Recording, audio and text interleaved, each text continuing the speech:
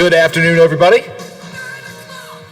Welcome to Real Big Talk. I'm Big Rick. That's Lola. And normally we don't start out the show with a guest, but when we had an opportunity to have Rosemary Ketchum on, I wanted to make sure that we did that. And this was the time Rosemary had for us. So, Rosemary, thanks so much for joining the show. It stinks as we can't meet in person, but it is nice of you to take the time. So thank you. Thank you so much for inviting me. Happy to be here. I appreciate that. And I know I'm relatively new to this station, and I don't know how much you know about the show, but I pride this show on being brutally honest. When things happen that I agree with, I say I agree with them, and if I don't agree with them, I say that I don't.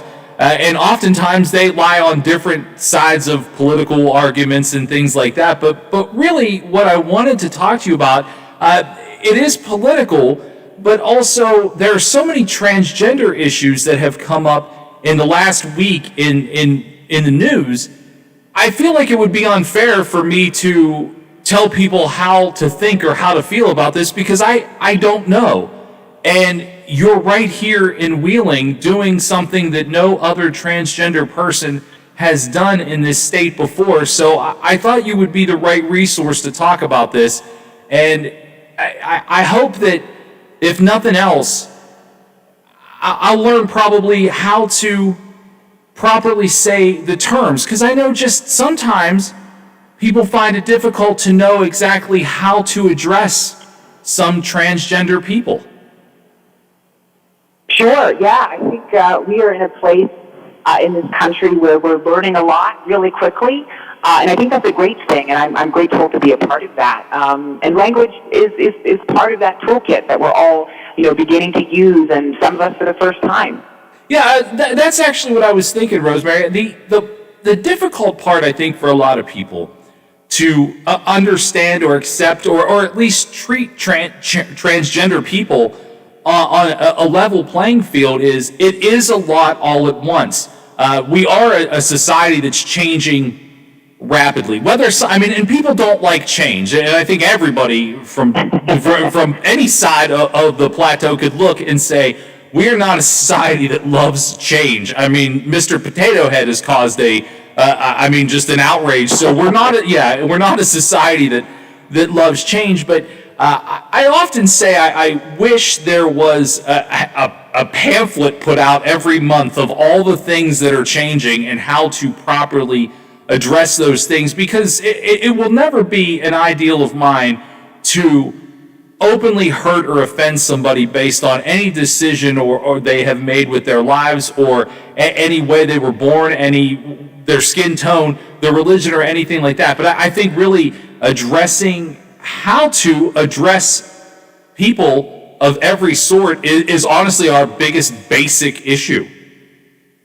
Yeah, and I think it starts from a very basic space of respect and courtesy and dignity. And the truth is, I think many folks realize that trans folks and LGBTQ folks have been around forever. Some of the oldest documentation of trans folks exist in Native American culture. So while we're having these conversations maybe on a national scale for the first time, or a global scale rather, this community, our community, has existed for forever. Yeah, that's what I find so odd. So many people, including me, I mean, I'll be honest with you, the reason that I called you and you were very gracious to pick up the phone, I think, on the first or second ring, which not everybody does. I mean, even people I've known my whole life. In fact, if I've known them, the longer I know them, the longer it takes for them to answer. But, that's one of those things. You were the person I thought to go to because I don't have anyone else that I know that I could have this conversation with. And I think part of our issues is there just isn't a big enough sample size to go around that people could go, you know what, I would like to treat people, transgender people differently. I just don't even know where to get a resource to know how to do that. I mean, really, I think I don't want to say it's a lack of education because I don't think it's that everyone is unwilling to learn. I just don't think they know where to seek it out. Sure. Again, I think even for many trans folks and LGBTQ folks, online resources and community resources have been limited for many years. I know when I was growing up in the beginning of my transition, I had very few resources to help me understand what I was experiencing, and it's different now. I'm only 27 years old, but I feel like a grandma compared to some of the young kids who are have so much information at their disposal. But I am very confident and optimistic that folks, and the majority of folks I've met, are so excited and patient to learn and to better understand. And I talk about this when I present. I mentioned to folks that there isn't a difference between ignorance and bigotry. Folks who are bigoted, they kind of act and behave with intent to harm and to hurt and to be unkind. And those folks, I hope, learn and grow, but maybe they're not worth effort, or at least my time to convince. But on the other hand, I think the majority of folks experience a level of ignorance, like you said, of not having the resources, perhaps, but I think more importantly, not having a lived experience with somebody in their community who is openly trans, or who, teaches their, kids in school, or who, walks their dogs, or XYZ. And it isn't that trans people aren't in your community, because we are, but I think now we're beginning to take a larger platform and talk to folks and open up to our experiences. So I think, overall it's for the better. We're talking to Rosemary Ketchum from the Wheeling City Council, and I appreciate this time. And Rosemary, I want to get into a couple of issues that have popped up in the news this week, because I'll be the first to admit, sometimes I hear things in the news in terms, and whether they be political, obviously, when I ask you about transgender things that are popping up in the news, sometimes I flat out don't understand, and I think it's okay to say sometimes I don't understand, and try to find a place to get the knowledge to understand. And we saw recently with Dr. Rachel Levine, a lot of people are familiar with Dr. Levine just because she had done so many public things in Pennsylvania during the course of the pandemic, and of course named to President Biden's cabinet. And we saw Rand Paul just recently at her confirmation hearing grilling her over puberty suppression.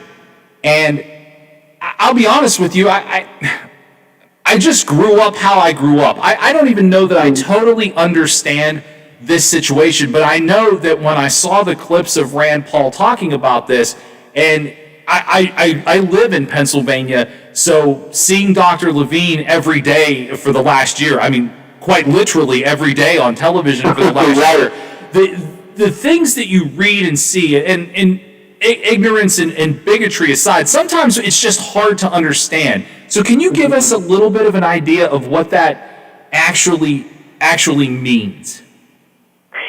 So I would never intend to interpret the words of Mr. Paul. He is a special person in and of himself.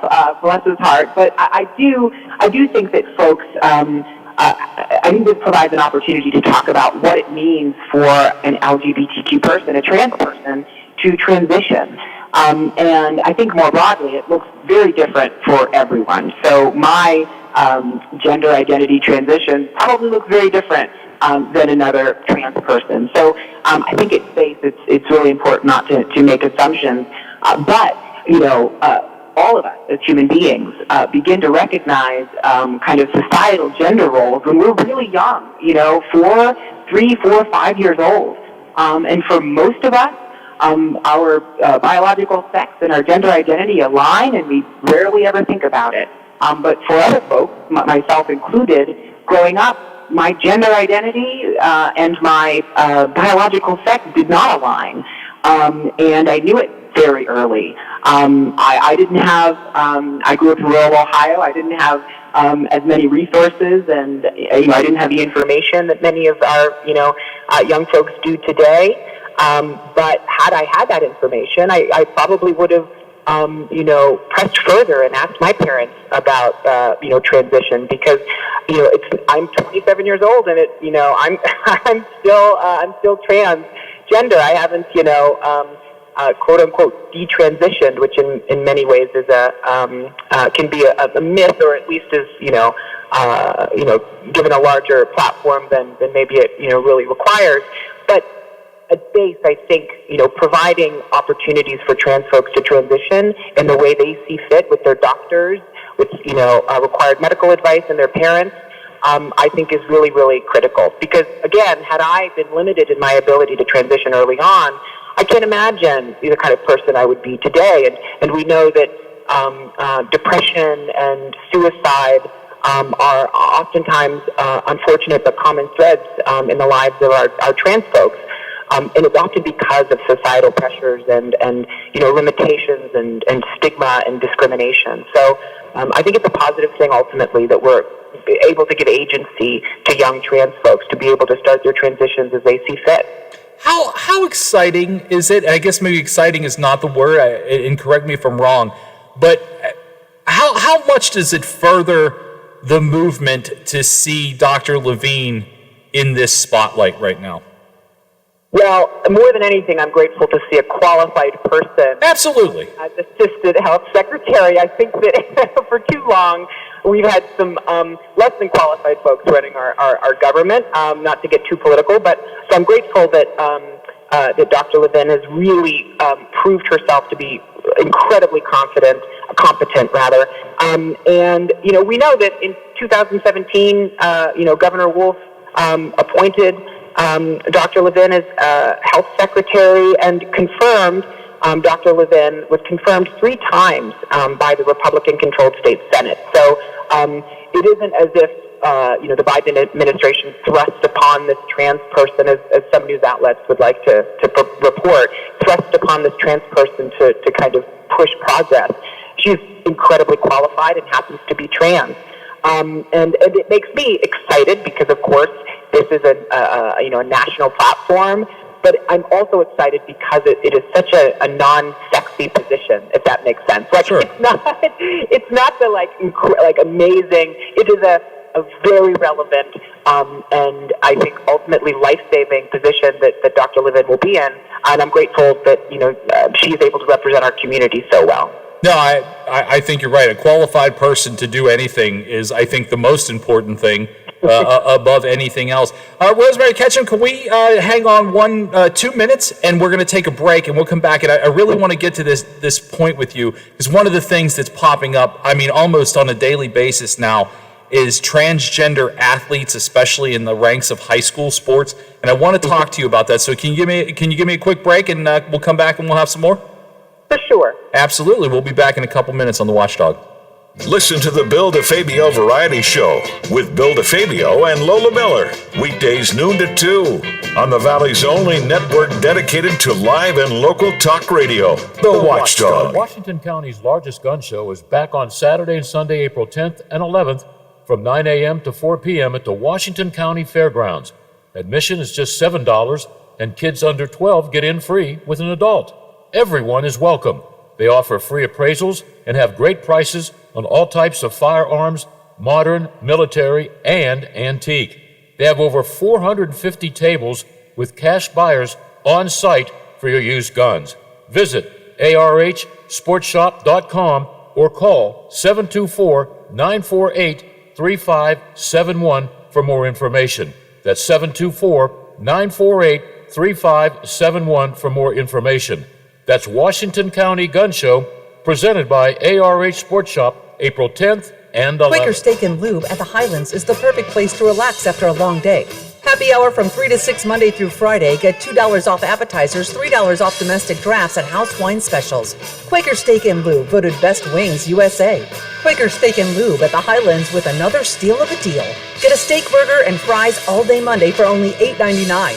It's also Military Mondays. The Lube will take 25% off for all veterans, active duty military, and first responders. Quaker Steak and Lube, voted Best Wings USA.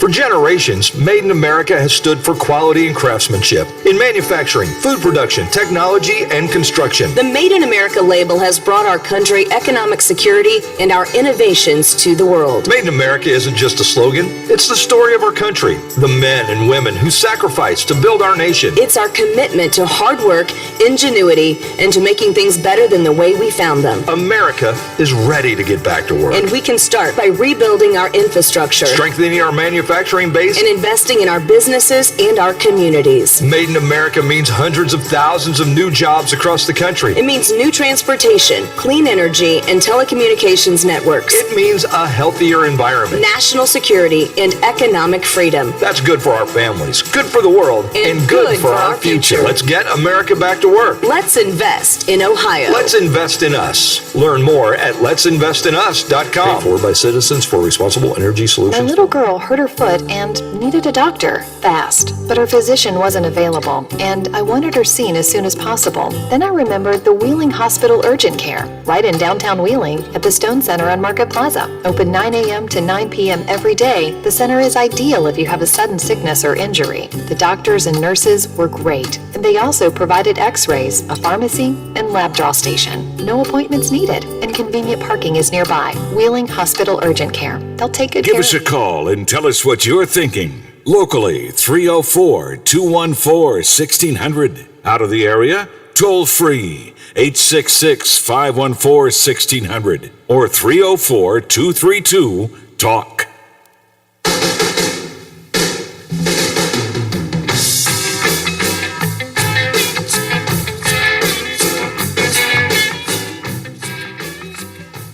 Welcome back to The Watchdog. I'm Big Rick. Lola producing the show, and we're happy to have Rosemary Ketchum on, Wheeling City Council. And Rosemary, I asked you before the break, I mentioned I wanted to talk about it, and it's a big issue now. And I don't know, I mean, unfortunately, I'm not getting to meet you in person for the first time today, so I don't know a tremendous amount about you other than, I mean, if you Google search you, you're everywhere. I mean, and that's great. Hey, look, what you're doing here is fantastic. I mean, you're not only your accessibility to people like me who want to talk about these types of things, but just, I mean, a quick Google search will tell you that you are on the move, and that is tremendous. But I don't know about your background is in growing up. Were you involved in sports at all? I was not, and very gratefully so. I don't think I would have. I'm not a very graceful person, but however, I am competitive. So, but I'm not a sports person, unfortunately. I was actually homeschooled for the majority of my middle and high school years, so I didn't have that environment. So I do love tennis, though. Now that I'm an adult. Yeah, the one thing I used to. Buy one sleeve of tennis balls, and my friend and I would play what we refer to as our tennis open. And basically, we would play next to the river, and when all three tennis balls went into the river, the game was over, and we played once a year. That's my extent at being able to play tennis, and honestly, that game lasted about 15 minutes. We got maybe 5 minutes per ball, and then unfortunately, I just am that bad at it. But this is a hot-button issue about where do kids that are growing up transitioning, where do they play? Because every kid in any sport, I mean, whether it's hockey, football, basketball, whatever they want to do, I think any kid deserves the right to be involved in team sports if that's what they want to do. But where do trans kids get to play? And that's a really big issue, right? I mean, it got brought up at the CPAC over the weekend. This is a big deal. And I don't know what the answer is. Do you have, what is your take on that? Yeah, well, I mean, it is a big deal. We want to ensure that adolescents and teenagers are able to participate equally and equitably on the field. And I think it's really important, particularly for trans folks, to have access to sports, especially team sports. You know, we know that trans folks and LGBTQ folks more broadly are often excommunicated.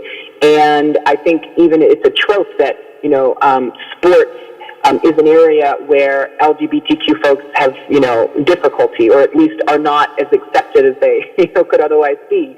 But I think, trans folks and gay folks have been playing sports forever.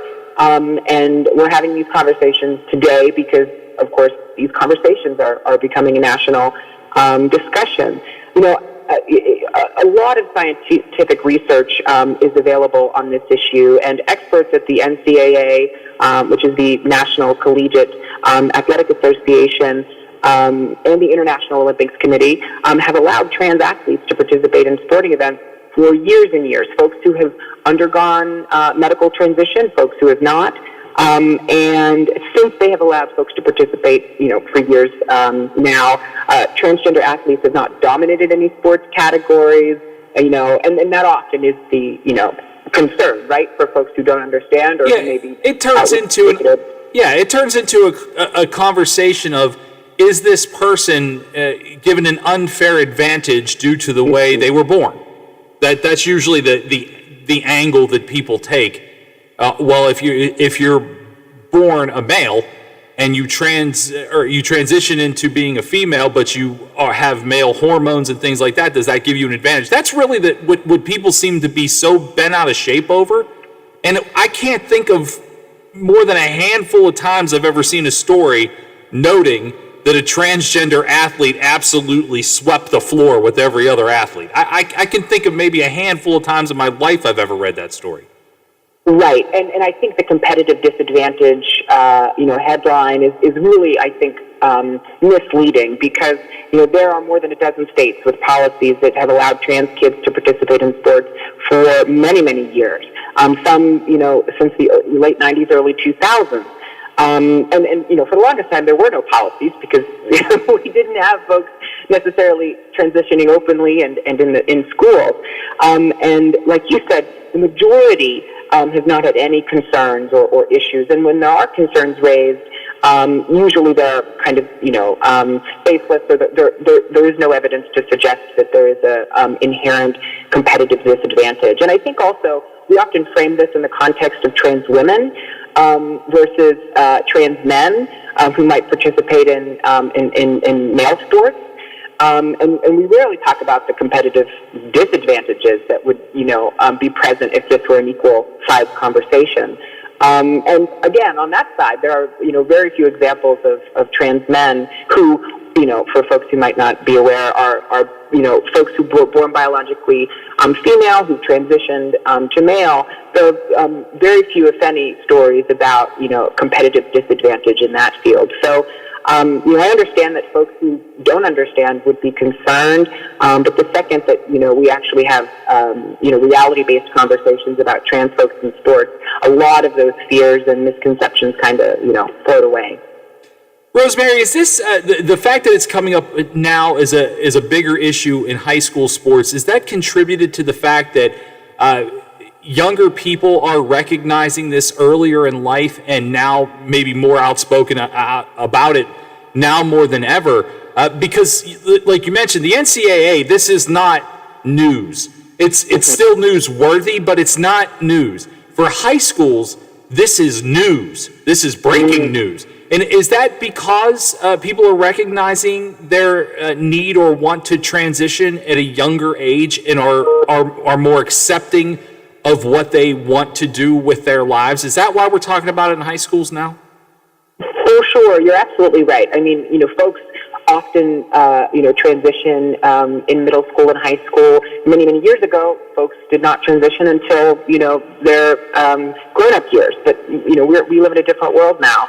And it's interesting, you made me think of something, when we talk about trans folks in general, but trans folks in school and in sports, usually the concerns never come from their fellow students, right? I've never, I'll be honest with you, I played hockey for my whole life. I still play. I mean, when it's not a pandemic, I still play at 43 years old. And I have heard plenty of locker room talk, and I don't want to dismiss that as it's okay because it's in a locker room. But let's face it, it exists, it happens. It's happened from the time before I went to high school, it happened during high school, into college. And I even still hear players, even though I play in a league now that has both men and women, it doesn't matter. You still hear things. But really, I have never seen anywhere an article written by a student who says, I don't want to play against someone who's trans. I've never seen it. Never once. And I think that's a great illustration of the kind of imbalance that, if there are concerns, they're usually from outside parties who might not have even a kid on the field. And I don't pretend to be an expert in sports. I've never played a real sport in my life, but the science bears out that, this is not an issue. And anecdotally, kids are far more willing to support and defend their trans classmates' right to play. Yeah, I've like I said, I've never seen that. And really, it seems to come from parents who are less likely to understand because they didn't have the experience that their kid is having being in school with a transgender person. Even though they didn't know it. I remember the first time I played hockey against a girl. We played ice hockey, and there was a girl on the Woodland Hills hockey team. And I remember hitting that girl up against the boards and taking the puck from her. And I had one of my teammates say, "What the hell are you doing?" And I said, "She's wearing the other team's jersey. I treated her like I would have treated anybody else on the team." And I will maintain that I would do that today. For the same reason. If you're out there, regardless of whether you are traditionally a hockey player, you're transitioning into a woman, whatever it is, if you want to play, you should get treated like you are on the team and you're a threat as an opponent. I don't see people I don't see articles, I don't see news clips about it. I think when transgender people get in the game, they get treated like opponents and teammates, and not any different at least that I've seen. Right, and that's how I'm sure trans athletes want to be treated. Yeah, I figured. Just like everybody else, equal playing field. Well, Rosemary, I know you have other things to do. You're obviously at 27. You're a trailblazer at what you're doing. This is big stuff. I enjoyed getting to know you through Google and just reading about some of the things that you've done. And really, what else do you have in mind? I mean, I know that this is a political career for you. It isn't about being necessarily, it's not like, I don't think you set out to be the first ever transgender political person. I think you set out to be someone who ran for city council and happens to be transgender. So in the last minute here, tell me about what is happening in your office, the city council. What are you trying to do? What are your projects? Yeah, so I'm so grateful to have conversations, about my trans experience and trans issues nationwide. But we are community focused and running on a lot of really important issues. I'm working on some legislation regarding homelessness in the community. We're working on property code enforcement, which is a huge concern of many folks. The streetscape is coming and everybody's excited, but also a little anxious about it. Oh, trust me, we're very nervous here. We understand the trees are getting uprooted, and we get it. Right. So we are really working hard here in the city of Wheeling, and I'm so grateful to get to represent the folks here in Ward 3. Taking care of vacant properties and potholes, and working with our homeless community. So I'm excited to continue doing this work.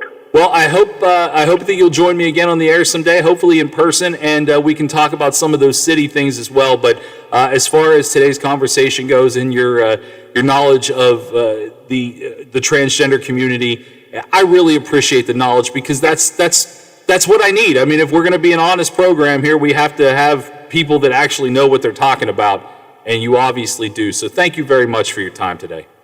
Thank you so much, Rick. You're awesome. Yep, same to you. That's Rosemary Ketchum. Thank you so much. We'll be back with more on The Watchdog. The Metro News Update is brought to you by Thomas Auto Centers, Mall Road, St. Clairsville. Get the best deal at Thomas Auto Centers. West Virginia Metro News, I'm Chris Lawrence. 18 West Virginia counties are now under a state of emergency. That after flooding over the weekend, waters are now beginning to recede in many of those communities, revealing significant damage to homes and businesses. In Mingo County, the Tug Valley football facility was completely submerged. Coach Haiti Ford said it was hard to watch. Yeah, it got about, I think it was 4 or 5 bleachers up. It got up on those, and even our concession stand. I mean, I went in there. We had 2 commercial refrigerators, our stove. I mean, everything in there. Basically 3 or 4 refrigerators, the stove, and everything. Again, it looked like it was just completely a tornado hit. Everything's flipped upside down on top of each other. That's along the Tug Fork at Naugatuck. The Ohio River doing a slow rolling crest today, beginning to recede in Huntington. The Huntington flood wall has at least 2 gates in place. House Democrats say it's time to make some of those changes from last year's election permanent. They've introduced a comprehensive bill that makes 16 changes to the election code and state law. Some of those include making no excuse absentee voting permanent, extending the early voting period and making it more difficult to remove inactive voters from the voting rolls. That is Jeff Jenkins reporting. Governor Jim Justice holding his coronavirus media briefing today at the Capitol. The governor says all residents over the age of 50 in West Virginia who are registered will now be contacted to get their vaccination. He says those left over 65 will still be given priority. You're listening to Metro News, the voice of West Virginia. In Elkins, voters Tuesday elected Jerry Marco, the city's new mayor. He replaces Van Broughton, who did not seek re-election. Meanwhile, voters in Elkins also approved a new 4-year term for the mayor, a change from the current 2-year terms, but they rejected the idea of the creation of a city manager position. In Belington, incumbent Mayor Maureen Lasky-Setchell was re-elected Tuesday.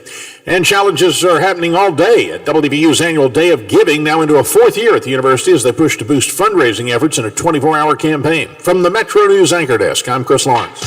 AutomotiveMap.com presents the Sports Flash, powered by The Score on The Watchdog. I'm John Thayer. The PGA Tour is in Orlando, Florida this week for the Arnold Palmer Invitational at Bay Hill Club and Lodge. The event is the final event before the Players' Championship, which takes place next week at TPC Sawgrass. The Arnold Palmer Invitational has a $9.3 million purse.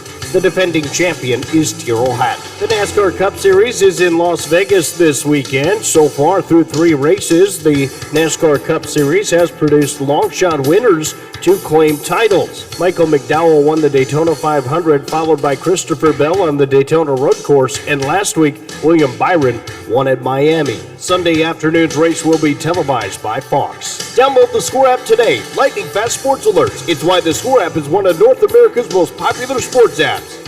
I'm John Thayer with the Sports Flash, powered by the Score on The Watchdog. What can help you take advantage of today's low mortgage rates and save money? Rocket can. You could save hundreds of dollars every month by refinancing with Rocket Mortgage at today's near historic low rates. If your current rate is over 4%, with today's low rates, you could lower your payment by over $150 a month, saving thousands in interest every year. With a cash out refinance from Rocket Mortgage, you could consolidate and pay off high interest debt, tackle home improvements that could add value to your home, or even set aside cash for your child's future education. We've already helped over 1 million clients just like you reach their home financing goals this year alone. So remember this. What can give you the technology to refinance easily and save money? Rocket can.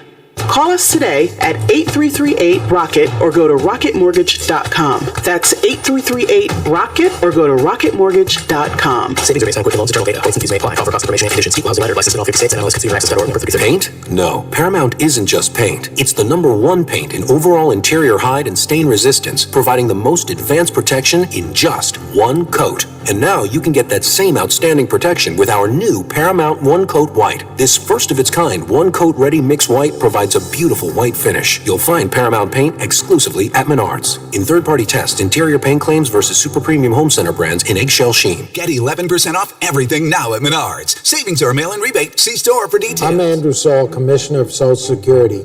Beware of telephone scammers pretending to be government employees. Real Social Security employees will never threaten you. Callers threatening you with arrest or other legal action and demanding money are not from us. If you receive a call like this, hang up, do not provide them with any form of payment or information. Report the call at oig.ssa.gov. Quaker Steak and Lube at the Highlands is the perfect place to relax after a long day. Happy hour from 3 to 6 Monday through Friday. Get $2 off appetizers, $3 off domestic drafts, and house wine specials. Quaker Steak and Lube, voted Best Wings USA. Quaker Steak and Lube at the Highlands with another steal of a deal. Get a steak burger and fries all day Monday for only $8.99.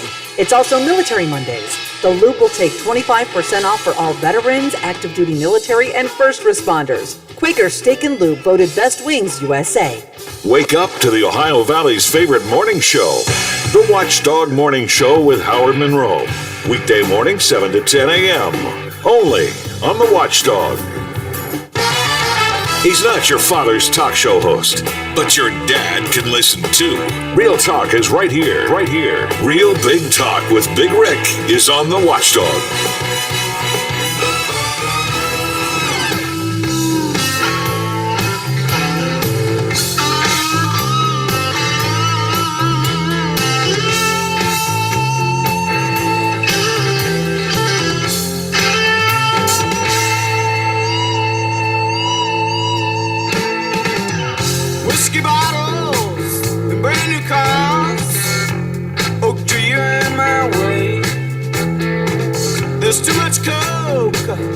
too much smoke.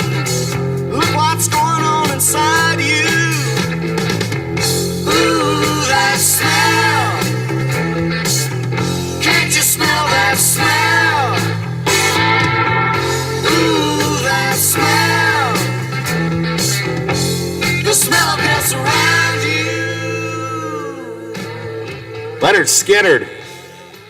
It's funny that you played that, Lola. I've actually, in the last couple of days, had a ton of conversations about Leonard Skinner. I know a guy who just encountered Artemis Pyle, who was the original drummer of Leonard Skinner, and I think it was 1991. They had a very big fallout, but he actually got a few of Artemis's rock memorabilia collection. Could you imagine what that must be like? Could you imagine the stories that Artemis Pyle must have? But it's cool that you played Skinner right there.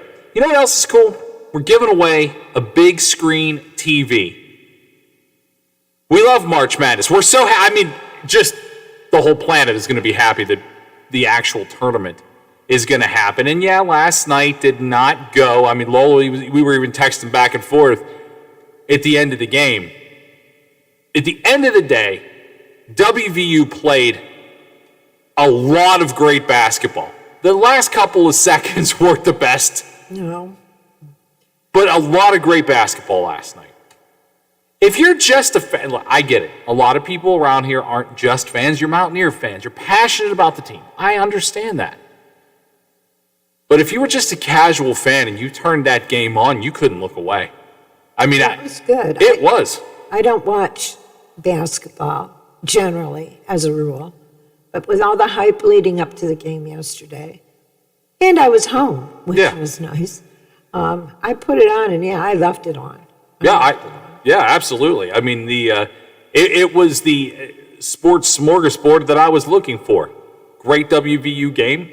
Would have liked to see them win, obviously, but a great game to watch. And then last night, the Pens absolutely roughhoused the Flyers, 5-2. No Sid Crosby. He's got coronavirus.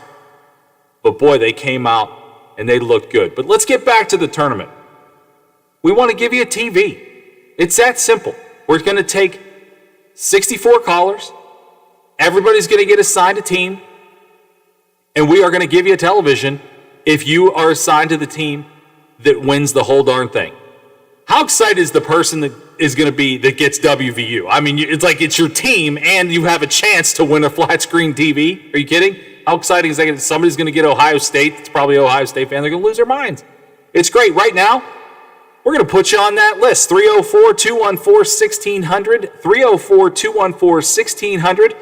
Would you like a big screen TV? If so, call now. And Lola will pick up the phone. She'll put you on the list.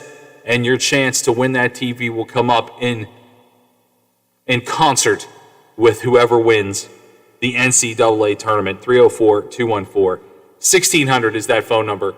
Phone lines are open. So as we get into that, let's talk about Governor Jim. Yesterday we did talk to Stephen Allen Adams. We were talking about we talked about a variety of things yesterday with Steve, but what we didn't get into was the town hall meeting that Governor Justice had. And yesterday, in that town hall meeting, where he continues to push the idea of eliminating the state income tax,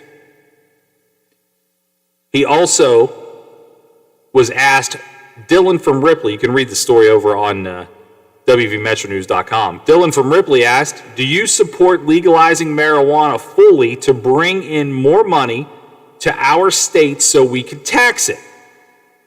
If you want to look that up, it's about the 22-minute mark of yesterday's briefing or town hall.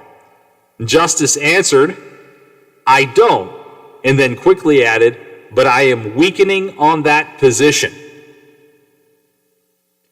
I would imagine if you're a guy that's trying to push almost 50%, I think Steve said something like 43% or 47%, it's in the 40s, is the amount of revenue that comes from state income tax. You sure as hell better think about legalizing weed. it pays no mind to me. I would never care. I think they should. I mean, if truth be told, I absolutely think weed should be legalized. I think it should be a government, a national thing. I think it does a lot of good for a lot of people, and it certainly revenue-wise does a lot of good for the states that have it. I think, we've talked about it before, but worth mentioning again, I think West Virginia is very similar to Colorado. We have a lot of things to offer that Colorado has. We have skiing, we have outdoors, we have activities like fishing and hunting, and we have a similar landscape. The culture of people that like to do those types of things oftentimes coincides with a weed culture. You want to drive people to this state? I absolutely think it's a must. I think it's a must. If you want to bring people in and you want to eliminate 43% or 47, I can't remember what Steve said, but it's pretty high. You want to grab that number of people? I think you have to. There's no doubt in my mind that the revenue that it could create really would help put a chunk into that. And we asked Steve yesterday, Stephen Allen Adams, read his story about it in The Intelligencer. Read all his stories in The Intelligencer. Steve can write. But is this Jim Justice's swan song getting this state income tax eliminated? And I think if it is, I think as he gets closer to the deadline of knowing, if this is the end of my political career, I'm just going to go do the things that I do, I think he's going to realize he has to do it. I think it's going to be a must for him if he wants to see that happen. I think it's possible. I think it's possible. I think what really is best for Jim Justice, and I don't know, Lola, if you would agree with this statement, but I think as Jim continues to push his idea of eliminating this tax, and he gets closer to the end of his term where he can really push that through, say, you know what, we're going to legalize weed and then ride off into the sunset, knowing that he essentially in 2021 set up what he's going to do in late 2023, and then he's going to walk away and go, it's on y'all. Yep, I agree.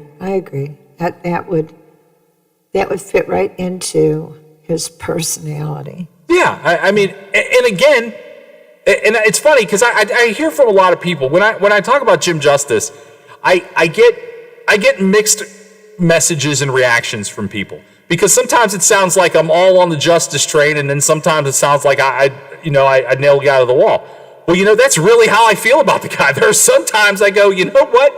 He's pretty darn entertaining, and at the end of the day, he's not there to be an entertainer. He's there to do a good job for the state of West Virginia. And yeah, there's questionable things that he does. There, 100%. In fact, I'm honestly probably 60-40, and the percentage lies differently every single day, whether I'm 60-40 for or against. But I think if this is what he does, and the idea of eliminating the taxes is what it is essentially. I think if he does legalize weed on the way out the door, I think he will have helped push West Virginia forward. I think he's beginning to realize that too many things are going to have to get cut to do this whole tax thing. And so everybody's been saying for years, you bring in a weed tax and it's going to go through the roof. Now, will it maintain? No. It's just like the gray machines and table gaming, all those things.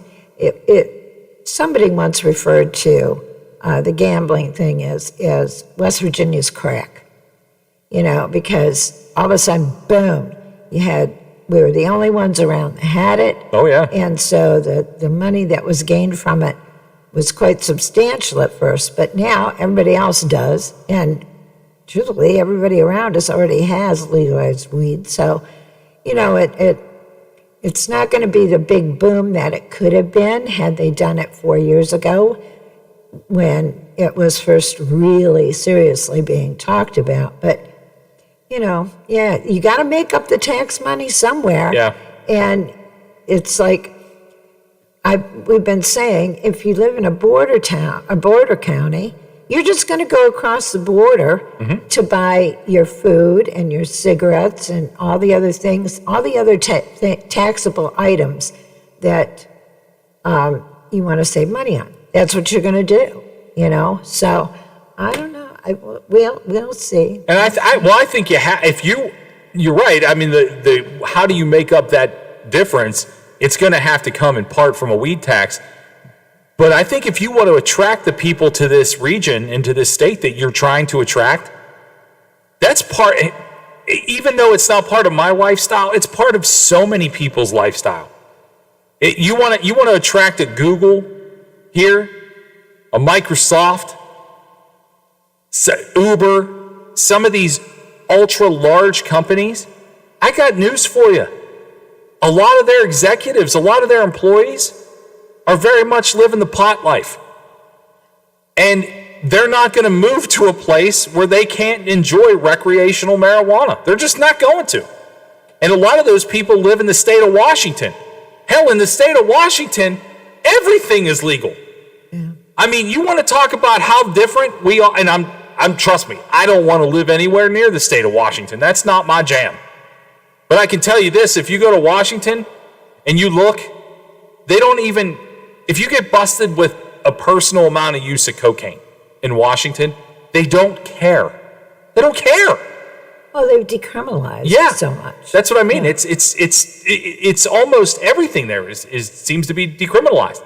And so when you have big corporations in like the state of Washington, you want them to open a East Coast operation, and you're trying to attract them to West Virginia, and you're going to tell them, yeah, come on in, we'll tax cut you, we'll do this, we'll do that. But you can't smoke the pot that you're used to smoking in Washington. That will be a huge issue. They're going to have to get over it. And I think that's exactly what Justice is doing. I think he's softening in 2021 so he can green light it. And yes, I said green light, talking about weed, in 2023.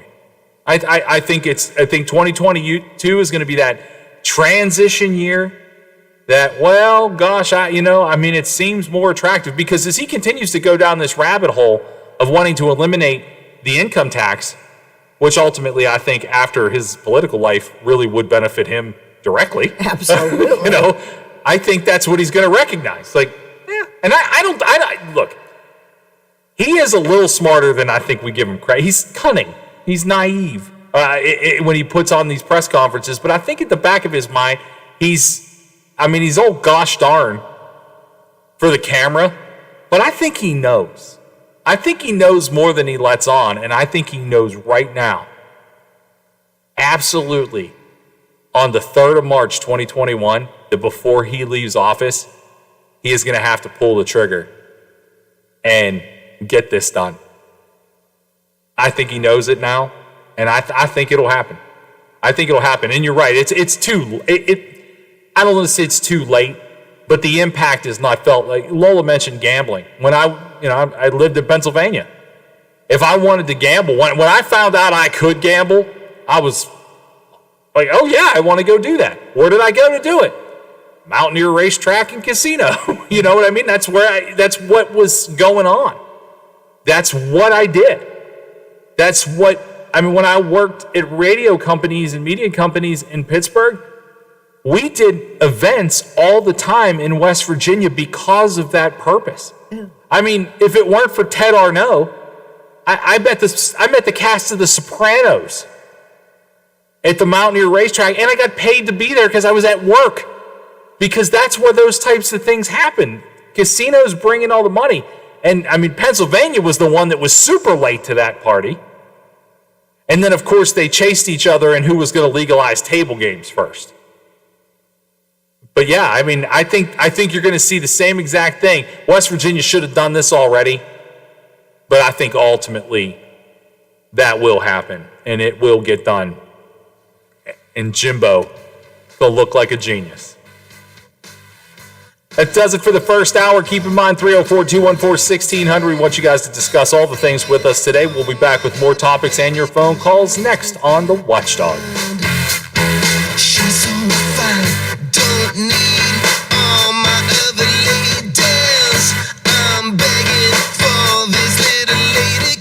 tell you she's cool.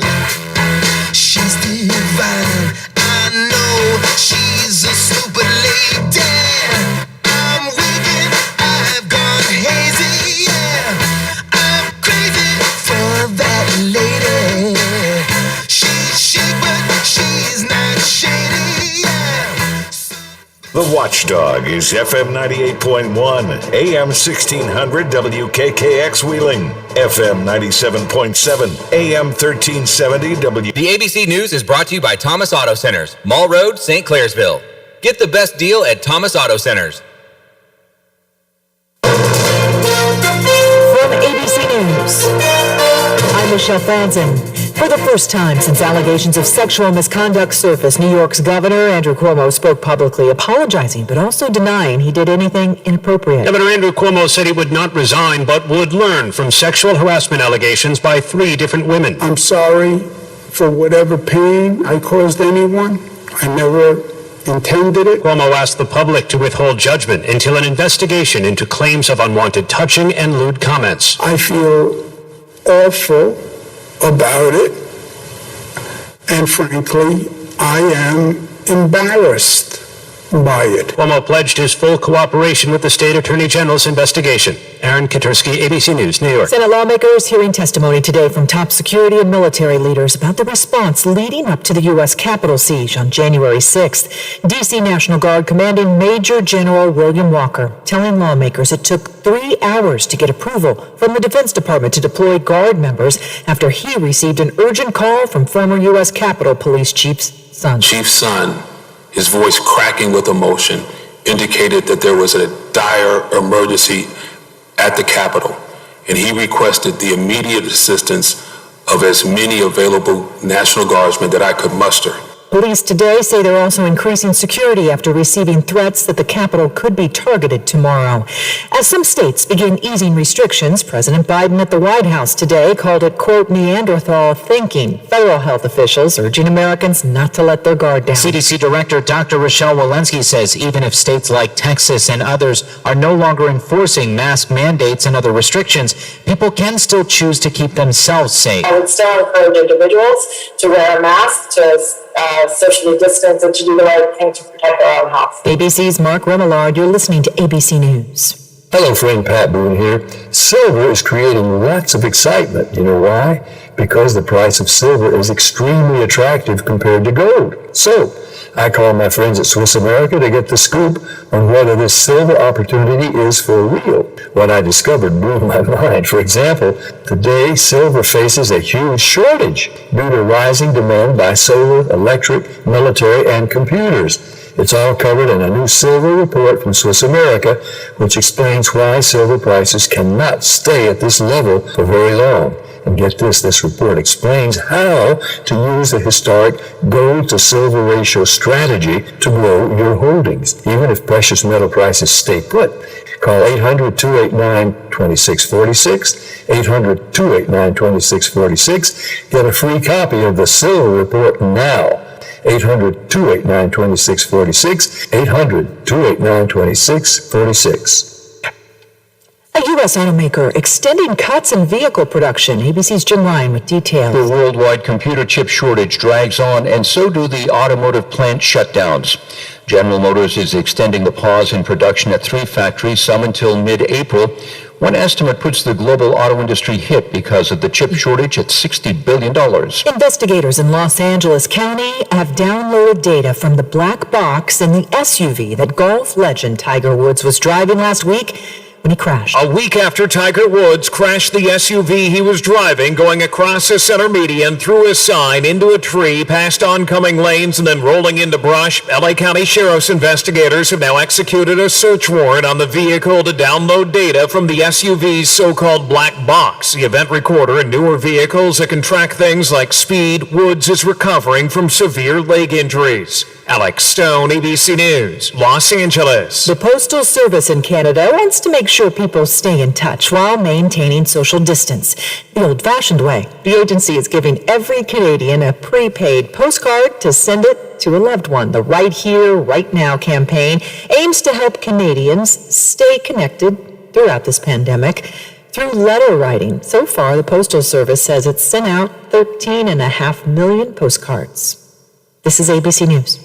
Finding great candidates to hire can be like, well, trying to find a needle in a haystack, but not with ZipRecruiter. Its powerful technology actively finds and invites qualified candidates to apply to your job. So while other companies might deliver a lot of hay, ZipRecruiter finds you the needle in the haystack. See why 4 out of 5 employers who post a job on ZipRecruiter get a quality candidate within the first day. Try ZipRecruiter for free at ZipRecruiter.com/work. That's ZipRecruiter.com/work. I'm Michelle Franzen, ABC News. This is ONN. On the Ohio News Network, I'm Daniel Barnett. Ohio's Republican U.S. Senator has received news about the COVID-19 vaccine trial he took part in. Dave James reports. Last November, Portman took part in a Johnson & Johnson trial in Cincinnati, but he didn't know whether he received the actual vaccine or a placebo. They call it double blind in the sense that they don't tell you and the people that administer it to you don't know, I guess. They are now telling people, and they have told me that I received the vaccine. Senator Portman says he took part in the vaccine trial in part to convince people they should get the vaccine when it becomes available. Dave James, ONN News. And workers in the grocery industry in Ohio say they're disappointed Governor Mike DeWine has not prioritized them on the COVID-19 vaccination list. Emily Cohen with affiliate station WTOL TV in Toledo reports. Grocery store employees are listed as frontline essential workers under the CDC's vaccination rollout recommendations, which is why many workers say they're disappointed. The general manager of Monette's Market says even though they have plastic guards up, employees wear masks and take their temperatures twice before starting their shifts. Dealing with the public every day is still a risk. With us working on the front line all the time like that, I think we should be included and have the option to take it whether or not everybody wants to or not. Emily Cohen reporting in Toledo. For a look at state news anytime, visit ONNradio.com. I'm Daniel Barnett on the Ohio News Network. As we slowly approach spring, ISA certified arborists want those of you with fruit trees to know that most varieties should be pruned in late winter before their buds start to open. But pruning fruit trees is very different than pruning other trees. In fact, some of the techniques are the exact opposite. To find out more about pruning fruit trees for a bountiful harvest, contact an ISA certified arborist near you by going to treesforohio.org. That's trees4ohio.org. The 2021 Honda Pioneer lineup is here to make light work of the job and add a heavy dose of fun to your day off. Every Pioneer side-by-side is stock full of smart technology, responsive power, and Honda's hallmark of engineering excellence. The only thing left to add is you. Then you'll understand how life is better on a Honda. For your safety, read the owner's manual, wear a helmet and eye protection, always wear your seatbelt, and keep the side nets and doors closed. Pioneers are for drivers 16 years and older. Thank you for riding with the Watchdog. Live and local. Just the way you like it. For all of your IT needs, visit OmniPerforms.com. Omni Strategic Technologies, the only IT company that the Watchdog trusts. The weather will affect you every day, whether it's good or bad. The Storm Tracker 7 weather team is here to make sure you're never surprised. You can trust us to help you plan your day. 36 degrees here in Wheeling. On TV, online, on your phone, our experienced meteorologists are here to help you prepare for what's ahead. Watch the Storm Tracker 7 weather team with Zach Petty, Aaron Myler, and me, Dr. Dave Walker. Weather coverage you can count on, working. Over the years, you've brought opioids into your home. They helped when you were in pain, and you held on to them just in case. But holding on to opioids puts your family at risk. Learn more at www.fda.gov/drug disposal. Hello, everyone. From the Watchdog, I'm the Storm Tracker, Darnell Foster. Weather look at your local weather forecast for your Wednesday. Mostly sunny skies, a daytime high of 54. Overnight low of 33 degrees under mainly cloudy skies. Clouds breaking for sunshine on your Thursday, with highs in the lower 40s. Have yourself a great day, everyone. From the Watchdog, I'm Darnell Foster. The views and opinions expressed on the following program are not necessarily those of this station or its sponsors.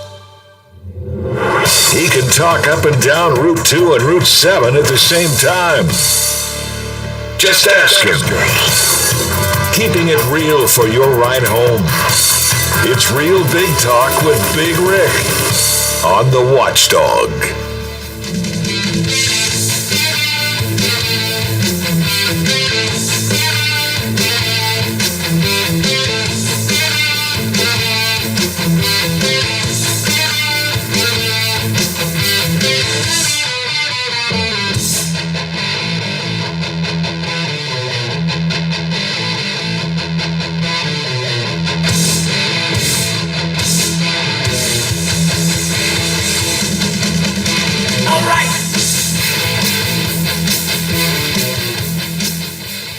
Welcome back. I'm Big Rick. That's Lola, Real Big Talk. Lola just said to me during the break, don't get old. And I just thought, we're listening to a Metallica song that Metallica song is nearly 35 years old.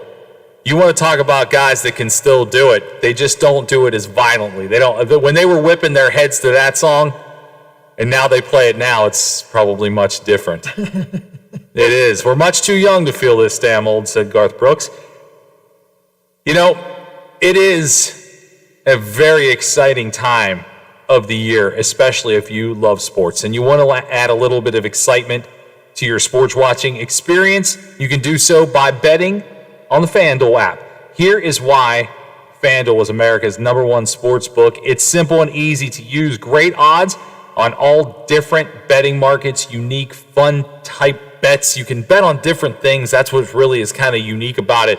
Even if you don't know anything about the teams that are playing, there's always something that you can go over there and bet on. There's always special promotions, enhanced odds boost, and it's to the biggest events. We're heading into some of the biggest events as far as the basketball tournament goes. Hockey is in season right now, and baseball just around the corner. And it's time. It's easy to use. If you've never been to the FanDuel Sportsbook, easy to use, easy to register, easy to deposit, easy to find your bets, and the withdrawals are fast. FanDuel pays your winnings in as little as 24 hours. You got the bet live options. You got opportunities to win big with Odds Boost. Right now, FanDuel is letting you place your first bet risk-free up to $1,000. Just bet on any game, and FanDuel will refund up to $1,000 if you don't win your first bet. So, nothing to lose there. Seriously, there's no strings attached. Just place your first bet on the NBA, college, tennis, golf, whatever you want. If you win, you keep the cash. If you lose, you'll get your entire bet up to $1,000 back in site credit. If you've never tried FanDuel Sportsbook, what are you waiting for? Download the FanDuel Sportsbook app to get started, and be sure to sign up with promo code RICK so they know I sent you. That's FanDuel Sportsbook, promo code RICK. Must be 21 and over. Present in PA, West Virginia. First online real money wager only. Site credit is non-withdrawable and expires within 14 days. Restrictions do apply. See sportsbook.fanduel.com for details. Gambling problem in West Virginia? Visit www.1800gambler.net. All right, now that we paid the bills, let's talk about how you're going to pay your bills. The COVID stimulus update. Chuck Schumer says they got the votes. He said it's going to happen. Says Chuck Schumer. Well, I will always think of Chuck Schumer as Nancy's second fiddle. Well, it is. I mean, you want to talk about a guy that just gets overshadowed, and you don't have to like Chuck Schumer. You can like him all you want, I guess. But it's like, I have never... He's like the Odie to her Garfield, for those of us that are old enough to remember that. He's the whip. I mean... he... There's a reason they call it whip. Yeah, he whips everybody into line. Yeah. I mean, he just... You watched House of Cards. I have never seen it. Oh, my. I know. Everybody says that when they bring up House of Cards. Like, how could you have never watched this? The whip is the most important person there. Seriously. Speaker of the House, okay, she gets up there and she takes all the blame, or he. But it's the whip that does the work. He is the one that is making the deals, and, yeah, the whip is the important person. Well, he said they got the votes and it's going to happen. 304 304-214-1600. Can't happen soon enough. Yeah, 304-214-1600. It's barreling down. I mean, March 14th is the drop dead date because that's when everything expires. Yeah. Now, what is in this bill? And this is going to be the point of contention. I mean, we spent a lot of time during the last COVID relief bill talking about what was in there and where was money going, especially the money that was going overseas and had nothing to do with helping America. We talked about it a lot. And I mean, I have a feeling with $1.9 trillion, we're going to talk about it a lot again. I mean, it's finding a breakdown. And if someone has one, I would love to see it. Please send it to us or give me a call, tell me where you found it. Because if you just try to Google search how it breaks down the 520 some odd pages of this, I can't find it. But basically, the $1,400 checks are in the version of the stimulus plan will phase out at $75,000. And I know that they were talking about lowering that limit today. So this is what I've seen as of late, and that's $75,000 for incomes for individuals, $150,000 for joint filers, and at the end, people who fully earn $80,000 or $160,000 respectively. So that's where, I mean, a lot of people are safe on the idea of getting that $1,400. That was something that I feel like they pick the things that, honestly, I don't want to say don't matter most because I'm not everybody. I don't know what everybody makes, and I don't know what everybody needs to make to stay afloat. Yeah. That's a pretty lofty number if you think about it in our region. Here, but not necessarily. That's exactly, yeah. And that's my point. For West Virginia and our part of Ohio and our part of Pennsylvania, I don't know that threshold is going to be over too many heads of people that I know, just regular folks. The difference is when you can put that $1,400 in the pocket of someone who's paying rent in New York City, and I know that New York, that's going to pay 2 weeks rent. Yeah, it's 2 weeks. That's not a month. It's a 2 week. That's 2 weeks rent. I mean, $3,600 for a 1-bedroom apartment, the going rate in New York City. You know, LA is not much different, but we always pick these two places to compare everything to. I mean, I know plenty of people that live in Columbus, Cleveland, Pittsburgh, Charlotte especially. Charlotte is a very expensive city, and all the money's there. Charlotte, I think, is still or has become the banking capital of America. So it's not just New York and LA that money's not going to go far enough. It is cities that are nearby. It's cities in our neighboring states. I mean, Charleston, $75,000, you're living pretty good. I mean, we're just that state that never got over that huge income hump. But our neighboring states, you want to talk about the states that neighbor this state in West Virginia? In Virginia, there are plenty of places that $1,400 is going to pay you half month's rent. Washington, D.C., you're getting a week. $1,400 is a week worth of living, rent-wise, in Washington, D.C. Kentucky, yeah, it'll go a little further. Ohio goes a little further. PA goes a little further, although Philadelphia and Pittsburgh certainly have their lofty prices.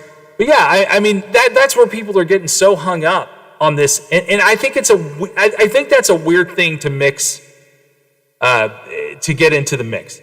And the reason I think it's a weird thing is because when we read this bill, whenever it fully comes out, we can really break down what costs what and where is the money going. That's the least of my concern.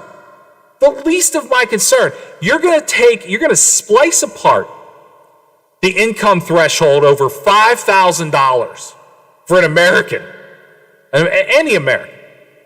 You're just going to slice and dice this, and we're not going to give in. Okay, this is the one thing we'll give in on. But when they send billions of dollars overseas for some pork-filled BS part of this, And they're going to go, well, but we conceded to making the lower level by nearly $5,000. I'm insulted by that. I'm absolutely insulted by it. And there's no part of me that thinks $1.9 trillion is all going to help Americans. It's just, nobody thinks that. Nobody. Now, I've seen, and granted, it is not officially in a place where you can read it and look at it. And if it is and you know of it, please let me know. But I saw somebody speculating on Fox News that it was only going to be about 9% of this whole bill was going to directly financially help American citizens. I don't know if that's accurate. I'm not quoting the number. I'm just simply saying that's what I saw. I am super interested to see how this breaks down. And we could have that information as soon as Friday. And I want to know. And actually, this Friday, Lola and I don't have a show. That's right. So Monday, I will be I'm sure the veins will be popping out of my neck when we read this, because I'll spend the whole weekend breaking it down and just getting madder and madder. I want America to take care of Americans. And I don't think that that's an outlandish thought. And I don't think that's what we're going to get.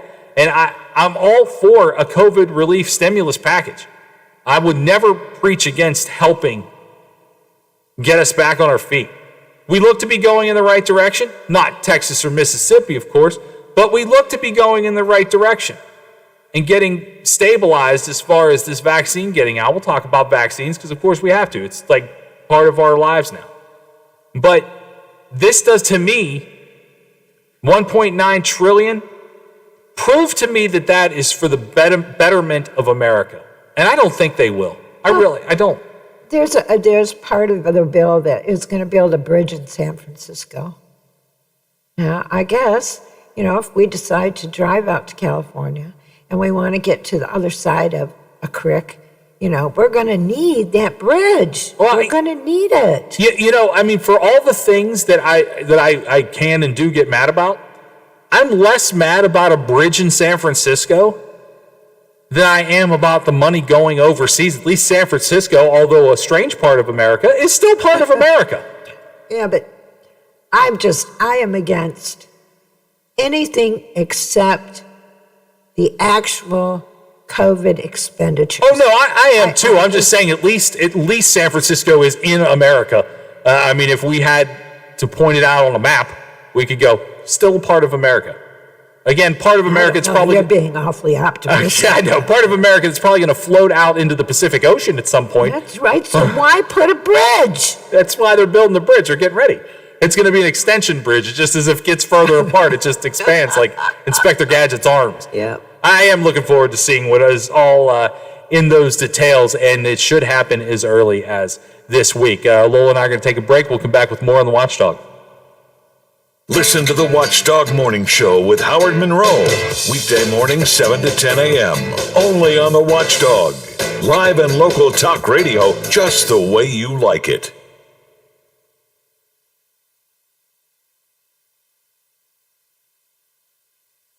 Now, during the Jim Robinson Ford Lincoln Toyota Pre-Owned Super Sale, select from over 80 vehicles in stock starting under $5,000. Most are local trades, many with one owner. Hurry to Jim Robinson at the Highlands, home of lifetime powertrain protection.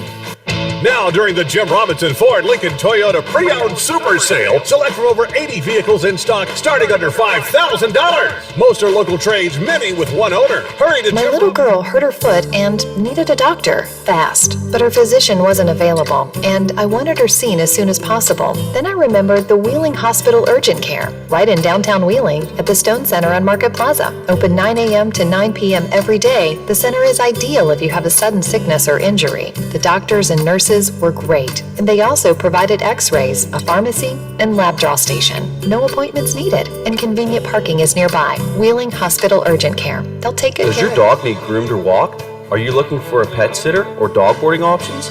If so, call Dirty Paws, Wheeling's newest pet care service, providing the Ohio Valley with everyone's pet care needs. Check us out on Facebook at Dirty Paws WHG or call 304-639-7754. For all of your IT needs, visit OmniPerforms.com. Omni Strategic Technologies, the only IT company that the Watchdog trusts. Catch Biff Leonard on the Watchdog Morning Show with Howard Monroe.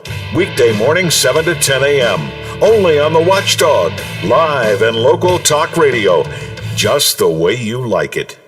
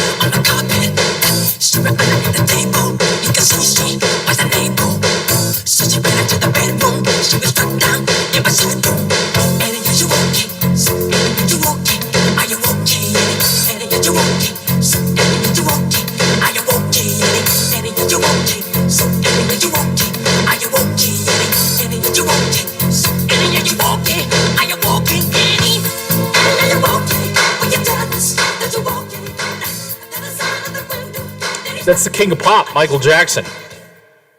I heard a funny story about Michael Jackson last night. I was listening to, I'm a big fan of the movie Coming to America, and Coming to America 2 is coming out this month. And to say I'm excited is an understatement. I'm nervous that Coming to America 2 will never be as magnificent as the first, which is just maybe in the top 5 of my favorite movies. I could watch that. I do at this point watch it at least once a month, but I probably could tolerate watching it more. And I was listening to Arsenio Hall do an interview yesterday.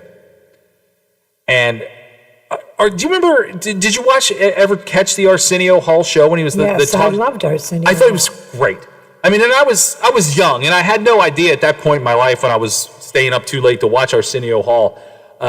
I had no idea what my life would become and how fascinated I would be by the entertainment business at that time. But Arsenio Hall did a lot of things. You want to talk about a groundbreaking individual. Arsenio Hall was the first black man to host a late night talk show on television, for sure. And what he did with it, if I had to ask you real quick, Lowell, what is your first memory when I say the Arsenio Hall show? Bill Clinton playing saxophone. Damn right. Damn right. Arsenio Hall had Bill Clinton playing the saxophone on that show. And Arsenio Hall would have Dolly Parton on that show. And then he would also have Ice-T when Ice-T was just a gangster rapper on that show. If nothing else, I think I learned from that show how the entertainment business is there for the sake of entertaining. And there's a lot of stories behind the entertainment business that will never get revealed. But I found that show to be really, really very entertaining and eclectic. And you know, if you have memories of, you know, Johnny Carson, there's great Carson memories. There's great Jay Leno memories. Certainly great Letterman memories.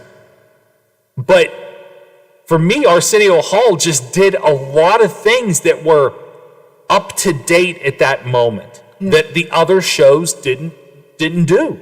Well, he tailored it to a younger audience. I mean, you know, you can only interview drunks on stage about, you know, so long, like Johnny Carson. You know, I mean, yeah, Arsenio was for young people.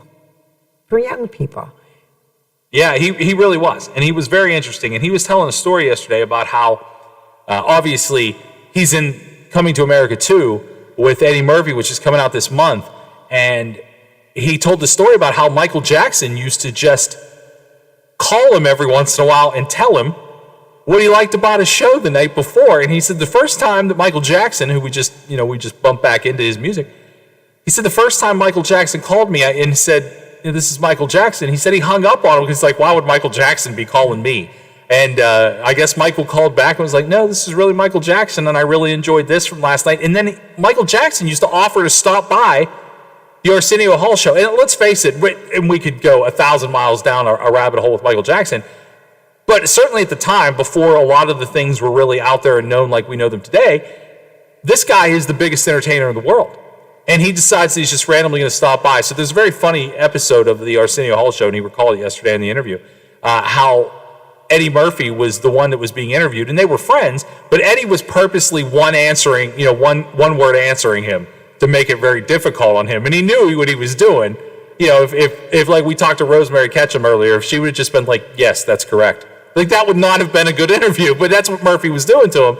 And I guess they arranged it that Michael Jackson would just come out and hand Eddie Murphy like this award. And it's just so odd to think that these giant celebrities are just normal. I mean, Michael Jackson, not normal, but would pick up the phone and call another celebrity and just go, I really enjoyed the show last night. Like when my friends text me like, hey, that was a really good interview, or I enjoyed listening to the show today. I'm like, well, that's so fun that my friends listen. Could you imagine if your friends are like Eddie Murphy and Michael Jackson and they send you messages or give you a call? I'm like, it was really good. Arsenio was on James Corden the other night. And he was telling those stories about people would just come. Yeah, they just show up. And he was always like, just, oh my God, Yeah, he was really fun. He was really funny. Well, James Corden's always funny. I laugh so hard at his show because he is just, and he still gets starstruck, when he has people on that. Like today or last night, he had Tom Brady on. And some of the silly questions that he asks people, it's priceless to see the look on their face when he comes out with this stuff. Oh, I bet. And I think he is the funniest late night there is. He is. And late night TV has, especially recently, become a dangerous thing to look back on. We've talked a few times about different people, namely David Letterman, getting pointed out for things he did years ago. In the latest, Paris Hilton recalls being publicly humiliated by David Letterman. She's speaking out about facing abuse from the media, explaining how David Letterman and Sarah Silverman used her in a 2007 jail sentence as a punchline. And now, today, this is hard to believe, Paris Hilton is now 40. She always seemed like the young party girl, and then I realized she wasn't really that much younger than me, but it always, when you live that life and then you live my life, you go, wow, she seems like she's so young and carefree. Turns out that she's only a couple years younger than me, but she's talking about, and everybody's talking about it. I need to watch it. Maybe I'll do that this weekend. We'll talk about it. The Framing Britney documentary. That is sad. Have you watched it? No, but I've heard the reviews about it, that unlike other docuseries about particularly child stars and how hers is really, it's different. Yeah, that's what I've heard. It's just different. And yeah, but as far as Paris Hilton goes, don't get into trouble then, damn it. You got all the money anybody could ever want. You were living that lifestyle and you got messed up. And, you're, like we keep saying, if you're a public figure, you're free game. You're fair game. Absolutely. And I don't feel bad for her. Not this little tiny oof. Do I feel bad for her? Well, I mean, look, if you want to go back, and you can go back into the history of Johnny Carson and anybody else, always had a punchline about current events. Yeah. Paris Hilton at one point is the most popular celebrity, whatever she did to be famous. Nothing. Well, but still, she did become famous for whatever reason. You're the biggest celebrity, party girl, whatever they want to call it, in the California scene. God, I sound so old. Yeah. God, I mean, when did I become my grandfather? But yeah, I mean, you're that person. You get arrested for a DUI, you're going to get roasted. And I'm going to say this, and I never thought I would say this in my life. If we're going to start going, you know what, looking back to 2014 years ago, David Letterman made this crack, and he should be chastised for it now and canceled. Everyone's canceled over everything they said about Donald Trump. Half of America, I mean, you want to talk about a guy who was the punchline of everything.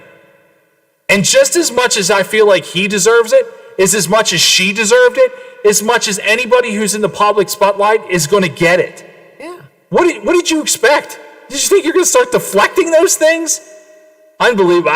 Look, I love late night TV. At least I used to. I don't stay up too late anymore. But Arsenio Hall, just hearing those stories and thinking about how great those were, I wish they'd put him back on TV. But really, if you think about it, you go back and you look at some of those old shows, everybody's in trouble. I know. Everybody's in trouble. You get in trouble. Being a celebrity. Yeah, you get in trouble. You get in trouble. Everybody gets in trouble. I mean, Just remember, it's not bad press. Oh, wait, how does that saying go? I thought I was going to be clever. I'm going to give you 1 second, and then no press is bad press. There you go. No press is bad press. We'll be back with more pressing issues on the Watchdog. The Mountaineers need to regroup after a bitter loss to the Baylor Bears. Hi, everybody. I'm Tony Caridi. That story coming up on today's Mountaineer Report, brought to us by Kroger. Did you know that 1 in 8 Americans struggle with hunger?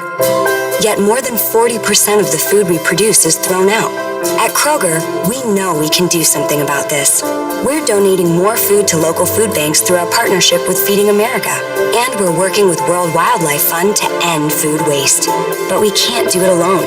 And we hope you'll join us in creating a world with zero hunger and zero waste. Visit thekrogerco.com to learn how you can help.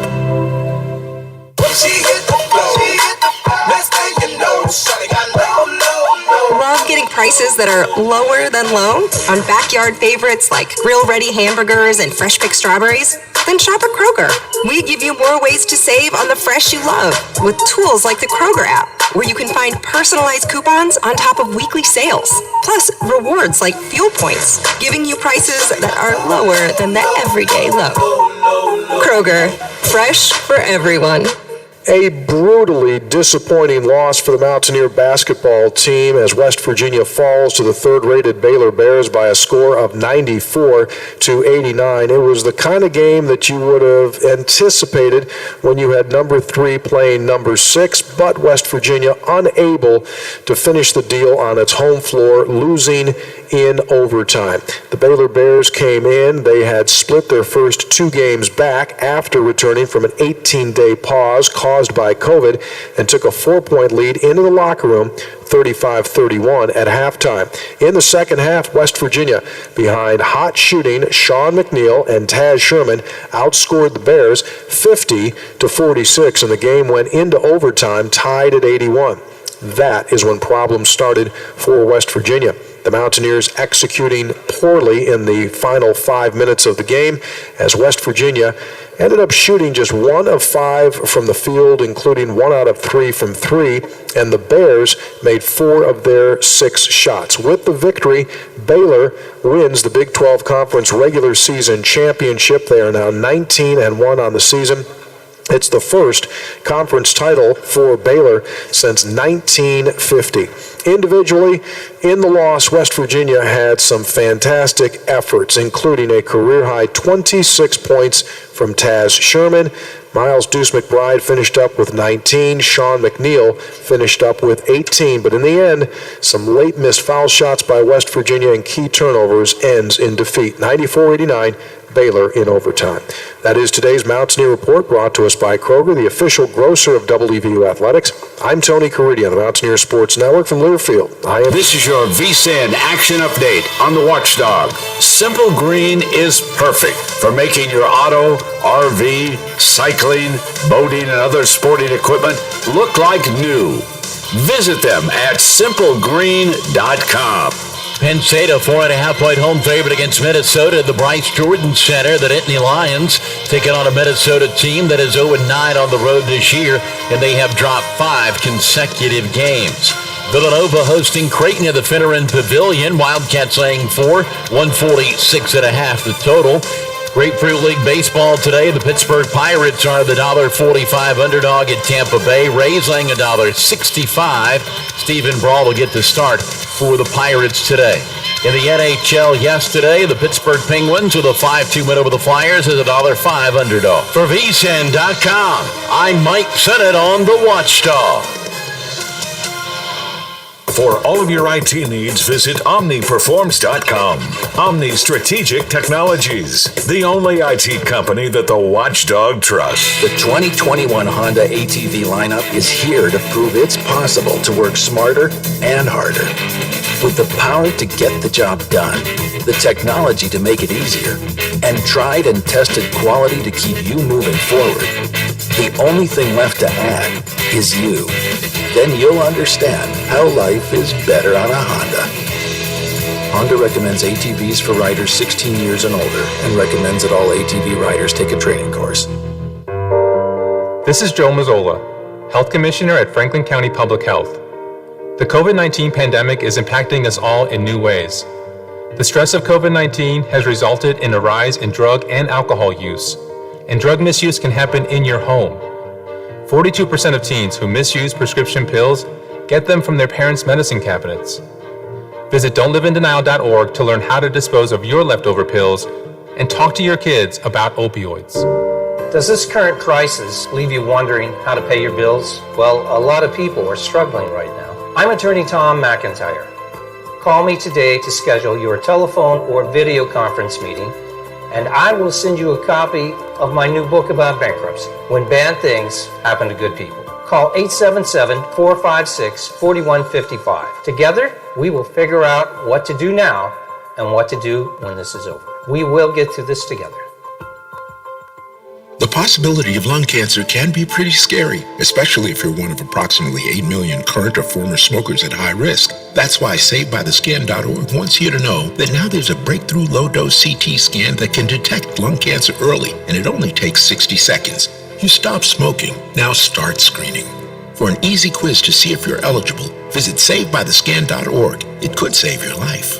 SaveByTheScan.org is brought to you by the American Lung Association's Lung Force Initiative and the Ad Council. Tune in to the Watchdog Morning Show with Howard Monroe, weekday mornings 7 to 10 a.m. on the Valley's favorite live and local talk radio station, The Watchdog.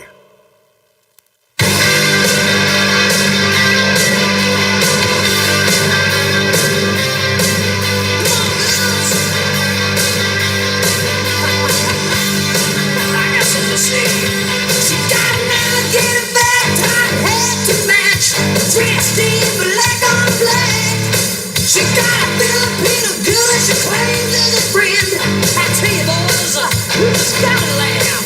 Now I used to kind of say that she changed her name to sin. I guess that's the name of her game. Yeah, I really used to love her through the kids she discovered. It's gotta be a sexual thing.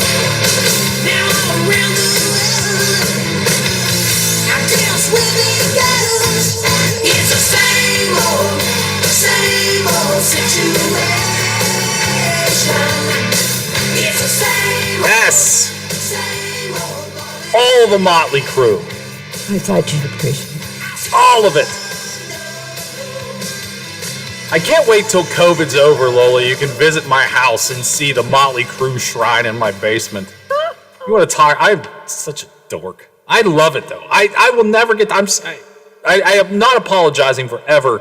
I will never get tired of listening to the Crue. I will also never get tired of watching old Motley Crue interviews. You want to talk about complete debauchery. You know what? Say what you will. You can sit there and lift your little pinky up in the air, whatever you guys are going, that Motley Crue. I'm not apologizing to you. I love it. I love it. I wish it was on all day. If I could program another radio station, I had no concern about anything, I would just play Motley Crue records. Well, you got to throw Metallica in there.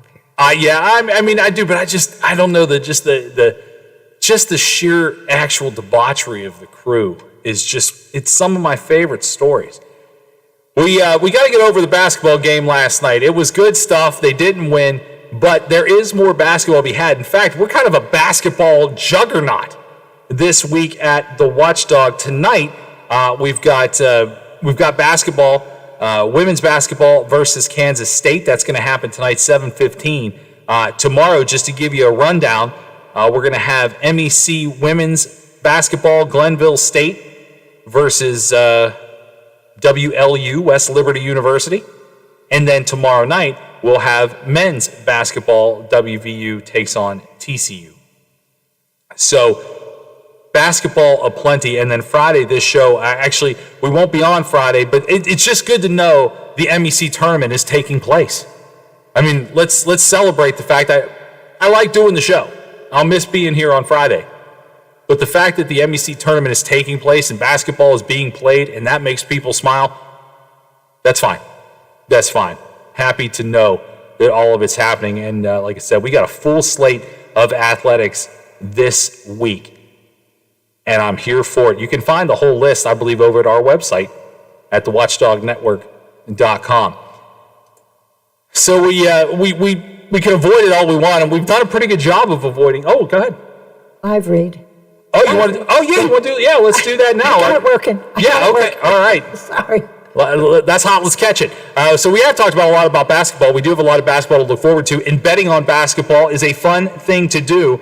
There is a reason why FanDuel is America's #1 sports book. Add a little excitement to your sports watching experience with the FanDuel app. It's simple to use. They've got great odds on all different betting markets, unique, fun types of bets like same game parlay. They also have exclusive, always-on promotions, enhanced odd boosts, and this is some of the biggest events that you could bet on. They do all kinds of specialty things for them, and it's easy to use. If you win, you'll get your winnings safely in as little as 24 hours. You can register. It's so simple, easy to deposit, easy to find your bets, and the odds boost and specials every day and some big super boost each weekend. I got to tell you, bet on the Pens. Look at the Pens last night, winning 5-2. You got to take a look at what they're doing. 3 games against Philadelphia in a row. You got to like the idea. If you can bet penalty minutes, I would probably bet by that 3rd game in a row. Penguins, Flyers penalty minutes certainly going to rack up. And right now, FanDuel is letting you place your first bet risk-free up to $1,000. Just place a bet on any game, and FanDuel will refund you up to $1,000 back if you don't win. So your first bet essentially is free. If you win, keep the money. If you lose, they'll give you $1,000, up to $1,000 back. Seriously, there's no strings attached. Just place that bet on any game you want, NBA, college basketball, tennis, golf, whatever it is. If you win, you keep the cash. If you lose, you get back your entire bet up to $1,000. That is back in site credit. So if you have never tried the FanDuel Sportsbook app, what are you waiting for? Download the app, get it on your phone, get it on your smart device, and be sure to sign up with promo code RIC. That's RIC. Let them know I sent you. That's FanDuel Sportsbook. Promo code RIC, must be 21 and over. Present in PA or West Virginia. First online real money wager only. Site credit is non-withdrawable and expires within 14 days. Restrictions do apply. See sportsbook.fanduel.com for details. Gambling problem in West Virginia? Visit www.1800gambler.net. So there you go. Paying the bills. Might be able to just get that tournament. You get rolling, you get hot. You might be able to pay all your bills with your winnings from FanDuel. You know, I would like to, and we're fortunate in West Virginia, we've been able to watch some Naylor games, MEC tournaments going on. We're seeing sports come back, of course, basketball coming back. We will have 2 games here coming up on March 9th, so happy to have that back in the fold with high school basketball. But I want to go see stuff with other fans. I want to sit in the stands next to people I don't know, and I never thought I'd say this in my life because I'm not really that guy. But the excitement last night I saw watching the Penguin game and seeing for the first time in PA 2,800 fans at the hockey game. And the Pens scored 5 times, which led to 5 big cheers. 2,800 people sounded pretty loud on TV. I will say that. I want to have that feeling again. And how will we get there? Well, I mean, ultimately it looks like the vaccination station is the way we'll get there. And it's changing. And I read this article, and we've talked about it before, Lola. This is from the New York Times. Are you going to need a vaccination passport? It looks like it's possible, starting first in the state of New York. Now, New York's got its own issues right now. I mean, vast. They've got vast issues. Yes. There's never a time that they don't have issues, but right now, I mean, from the governor down, everything looks to be kind of screwy in New York.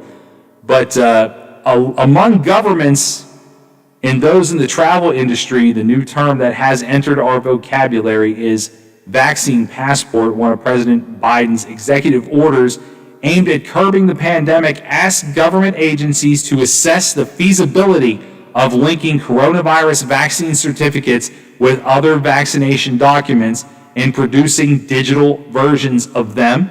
Denmark's government said on Wednesday that in the next 3 to 4 months, it will roll out a digital passport that will allow citizens to show they have been vaccinated. Israel's doing it too. Yeah, Israel's doing it. Yeah, Israel is doing it already. This is what I took from this article, and I welcome you to read it for yourself if you want to get into this, because I know it's a subject that a lot of people are sensitive about. 304-214-1600. 304-214-1600, the phone number if you want to jump in on this. Does this bother you? Would you be open to it? I will say this. I don't care. Like, I get the historic idea of how having to be present your number and things. I get it. It's not something that I overwhelmingly am like, yay, I can't wait to do this.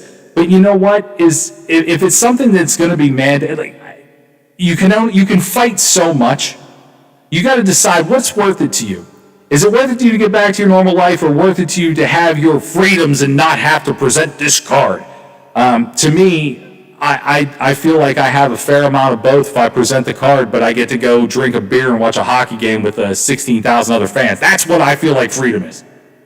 You know, everybody ranted and raved about having to get that federal star on their driver's license, but everybody did it. If you have a passport, and I don't know, I do. If you get inoculated when you're going across the ocean to certain countries, it's on your passport. Yeah, absolutely. And I don't have a problem with it. They've got your number anyway. Yeah. If you think that just by having something linked to your driver's license or your passport, or both, I would want it on both, is some kind of violation of freedom, all they got to do is punch your name into a computer, and they know everything anyway. So I don't understand what this. It's just something else to crab about. Basically, that's what it is. No, I agree. And if you got to have it, you've got to have it. It's that simple. I agree, and that's moreover my point to hold all this is you have to have identification essentially to do anything. And I'm not willing to go down the voting path right now, although that has been a hot one we'll have to discuss. But yeah, I mean, you want to drive a car, you have to have a license. You want to fly on a plane? Yeah, you want to get on a plane, you have to have identification. You want to go outside of the country, you have to have a passport. I've been to Russia, you have to have a visa and a passport. Yeah. And so being identified we're more identified now than we ever have been in history. Go to Walmart. You're scanned from the second you get to the parking lot until your car leaves the parking lot. Just look up. Your eyes are scanned. Your body is scanned. I'm sure somehow they scan your temperature. I mean, you're scanned. You're already scanned. You can't even go buy a car battery and bananas at the same time at Walmart without being scanned. And that's things that you can do at Walmart. Buy a car battery and bananas same time, same checkout. Doesn't matter. I don't know why it's such a big deal. The only thing I would venture to say is if they want me to carry around a card, and I would imagine they'll do it digitally because then you could just have it on your phone. At this point, everybody has a smartphone. But if they want me to carry around the card, fine. I'll carry around the damn card. Make it small enough to fit in my wallet. Why is that card so awkwardly sized? Oh, mine is small. Oh no, mine is like an index card. Oh no, mine is no bigger than Your voter registration card. Oh, see, mine is like, it's like a business card on steroids. We have a phone call. Yes, it's Dan. Dan, what's on your mind? Let me tell you something. As yesterday was telling you, first they came to ban the books for Dr. Seuss. Yes, they did. Okay? And then, and what finally happens is nobody spoke up. And when it came to the end, nobody was around to speak up for me. You better watch what's going on because it's happening right in front of you. And it's not because I have my head covered in aluminum foil either. What do you? Okay, Dan. I mean, the floor is yours. What do you think? What do you think is the byproduct of that? What are you thinking is the issue? I think there are 6 people in the world that control the whole world, and Jeff Bezos being one of them. This COVID-19 hit us, and it hit us hard. And nobody could go out and do any commerce. They couldn't trade with anybody. So therefore, everybody was relying on Jeff Bezos to have their stuff sent to their house. You know what I mean? So was this manufactured in a laboratory? Are we watching, things go on around us, and everybody's worried about getting their little handout from the government of $1,400, or worried about if what's the governor of New York? What's his name? Cuomo. Yeah, everybody's too worried about if Cuomo did something. It's like, hurry up and look over here. It's happening all around us. The amount of currency you carry in your pocket, do you realize there's a magnetic strip in it, don't you? I never really thought about it. Yeah, take your $20 bill out and look at it. $100 bills, $50 bills. You think people, just by coincidence, the police pull you over with large amounts of money in your car? No, they got magnetic strips in them. They know exactly how much. When you go to an airport and they ask you if you have any money in your pocket that hasn't been declared, and they just pull you to the side when they out of nowhere, they've got sensors on everything. It is kind of there are some crazy situations out there for sure, Dan. I don't know how they created them or not. And I don't mean to cut you off, but we definitely have someone else on the line before. Hold on. Okay. One other quick thing. The person that's control of all the shots is Bill Gates, the Bill Gates Foundation. Okay, he's another one of the people, but that's just purely my conspiracy theory. And I've been wrong once before. Thank you. Thanks, Dan. Good to talk to you. Interesting stuff there. I mean, we'll break some of that down as we get into the next hour. We do want to take this caller, though, before we get to the break. It's Tom. Hey, Tom. You didn't have to break him off to talk to me. Tom, it's a talk show. We talk to everybody. I know. What's your name again, man? Rick. I called you something else the last time, and it wasn't trying to hit you below the belt or anything, man. That's all right, man. We all have that happen. It's okay. What's on your mind?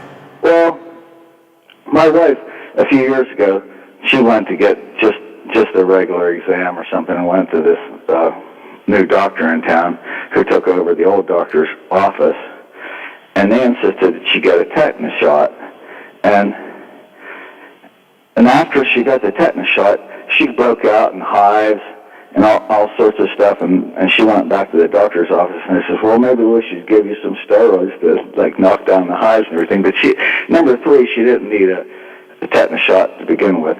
And I've known other people. I don't know anybody other than you and Lola and like about 4 other people. Seriously, I'm serious, man. So they all joined the Army or the Marines in 1976, and they all insist. Remember, there was Legionnaire's disease, and they all insisted they get this swine flu vaccination. Well, all 3 of them meet each other at the dermatologist's office like monthly because they all have psoriatic arthritis. Psoriasis is aggravated with arthritis and stuff. And one of the guys, I went to school with him my whole life and stuff. He's a twin, and his twin brother that didn't go into the Army did not get. Didn't get the vaccine. He didn't get psoriatic arthritis and stuff. So I mean, I'm a little leery of getting the vaccination. I'd sooner get the COVID and suffer with my antibodies and get over it rather than have somebody inject something that I don't know what the hell's in it. So I appreciate the call, Tom. We're up against the break, and I'm going to talk about that when we come back. Thanks, Rick. Take care, Tom. I appreciate it. Thanks, man. Bye. We'll be back with more on The Watchdog. Last better now than it was back then. If I was them, I wouldn't let me in. Oh, God, every memory of looking out the back door. I have a photo album spread out on my bedroom door. It's hard to say it, time to say it. Goodbye, goodbye. Every memory of walking out the front door. The Watchdog is FM 98.1, AM 1600 WKKX Wheeling, FM 97.7, AM 1370 The ABC News is brought to you by Thomas Auto Centers, Mall Road, St. Clairsville. Get the best deal at Thomas Auto Centers. From ABC News, I'm Michelle Franzen. The debate over mask mandates is back, with Texas and Mississippi ditching the CDC guidance as vaccinations increase. At the White House, President Biden criticizing the move. The last thing we need is Neanderthal thinking that in the meantime everything's fine, take off your mask, forget it. It still matters. GOP Senator John Cornyn of Texas supporting easing restrictions. This is not just a one-dimensional problem. We need to look at the whole thing. And I think Governor Abbott in the state of Texas, I'm proud of the work we've done. But a year into the pandemic, some businesses say they'll keep those restrictions to protect their bottom lines. Even though masks are no longer going to be mandatory in Texas and Mississippi, retailers have the right to make their own rules, and the biggest retailers are sticking with masks. Grocery store chain Kroger saying its priority is to provide a safe environment and that masks will still be mandatory in its stores. Grocer H-E-B saying the same. Target and Macy's also say masks will have to be worn to enter their Texas and Mississippi stores. Alex Stone, ABC News. The Senate beginning debate this afternoon on the president's $1.9 trillion COVID rescue bill. Some Republicans speaking out against the price tag and funding earmarked for local and state governments. Republican Senator Pat Toomey. 2020 was an all-time record high revenue year for states and local governments across the country. A new threat for lawmakers about a possible plot to breach the Capitol tomorrow. Capitol Police received intelligence outlining a possible plot to breach the Capitol by a militia group on or about March 4th. The police said they are aware of and prepared for any potential threats toward members of Congress or towards the Capitol complex. The militia group 3%ers, we're told, is thinking about a diversion tactic like detonating a bomb to draw law enforcement officers away from the building so it can be open to an attack. ABC's Aaron Katursky reporting security has been stepped up. You're listening to ABC News. Do you check your Google search results regularly? You should. People often get their first impression of you or your business online. Negative comments on the internet can impact your life and your livelihood. Take control of your online reputation. Get your free reputation report card at reputationdefender.com. It may reveal negative posts from an ex-employee, upset patient or client, news article, legal issue, or even exposed personal information right there in your Google search results. Uncover what's lurking on the internet about you with reputationdefender.com's patented scan and get your free reputation report card. Or for immediate assistance with your reputation, call 800-401-6681. Our cutting-edge technology helps make your Google search results look their best. Call 800-401-6681. That's 800-401-6681. 800-401-6681. Or take the free scan at reputationdefender.com. The 13 people killed yesterday in Southern California along the U.S.-Mexico border were among over 40 people believed smuggled through a hole in a border fence. The California Highway Patrol chief here told me it's unfathomable how 25 people could be crammed into one SUV that's only supposed to fit 9 people safely. And now U.S. Customs and Immigration Services, they're involved in the investigation as we learn at least 10 of the victims were Mexican nationals. ABC's Kaylee Hartung. Italy says it will expand COVID-tested flights to more countries to allow travelers to skip quarantine rules. The Italian government has announced it will add more countries to so-called COVID-tested flights that now operate from the Rome airport. Right now, the U.S. is the only country outside the European Union that offers quarantine flights to Italy, with New York and Atlanta connections. Meanwhile, COVID restrictions have tightened in much of Italy, with many areas becoming red zones, with schools once again closing. There's mounting evidence that the new COVID strains spread more easily among children, and concerned infection rates are now the same as they were in October, when the second wave took off. Megan Williams, ABC News, Rome. A rare find at a Connecticut yard sale. The ticket price for a small porcelain bowl, $35. Turns out that bowl is a rare 15th century Chinese artifact. Sotheby's says it dates back to the Ming Dynasty and will likely get somewhere between $300,000 and $500,000 when it's put up for auction. This is ABC News. 2 chocolate chip muffins coming in. Thank you. Indeed knows unexpected growth can stretch your business thin. Hey, can someone get that? Like at Claire's Cafe. To satisfy demand for takeout, she needs to get started hiring right away. I need Indeed. Indeed you do. And the moment you sponsor a job on Indeed, you get a short list of quality candidates from our resume database. Visit Indeed.com/credit and get a $75 credit for your first sponsored job post. Terms and conditions apply. Jeff Franzen, ABC News. This is ONN. On the Ohio News Network, I'm Daniel Barnett.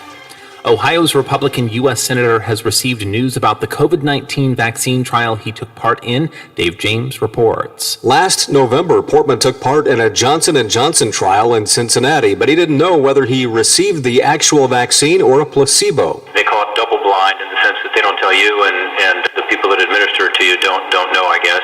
They are now telling people, and they have told me that I received the vaccine. Senator Portman says he took part in the vaccine trial in part to convince people they should get the vaccine when it becomes available. Dave James, ONN News. And workers in the grocery industry in Ohio say they're disappointed Governor Mike DeWine has not prioritized them on the COVID-19 vaccination list. Emily Cohen with affiliate station WTOL TV in Toledo reports. Grocery store employees are listed as frontline essential workers under the CDC's vaccination rollout recommendations, which is why many workers say they're disappointed. The general manager of Monette's Market says even though they have plastic guards up, employees wear masks and take their temperatures twice before starting their shifts. Dealing with the public every day is still a risk. With us working on the front line all the time like that, I think we should be included and have the option to take it whether or not everybody wants to or not. Emily Cohen reporting in Toledo. For a look at state news anytime, visit ONNradio.com. I'm Daniel Barnett on the Ohio News Network.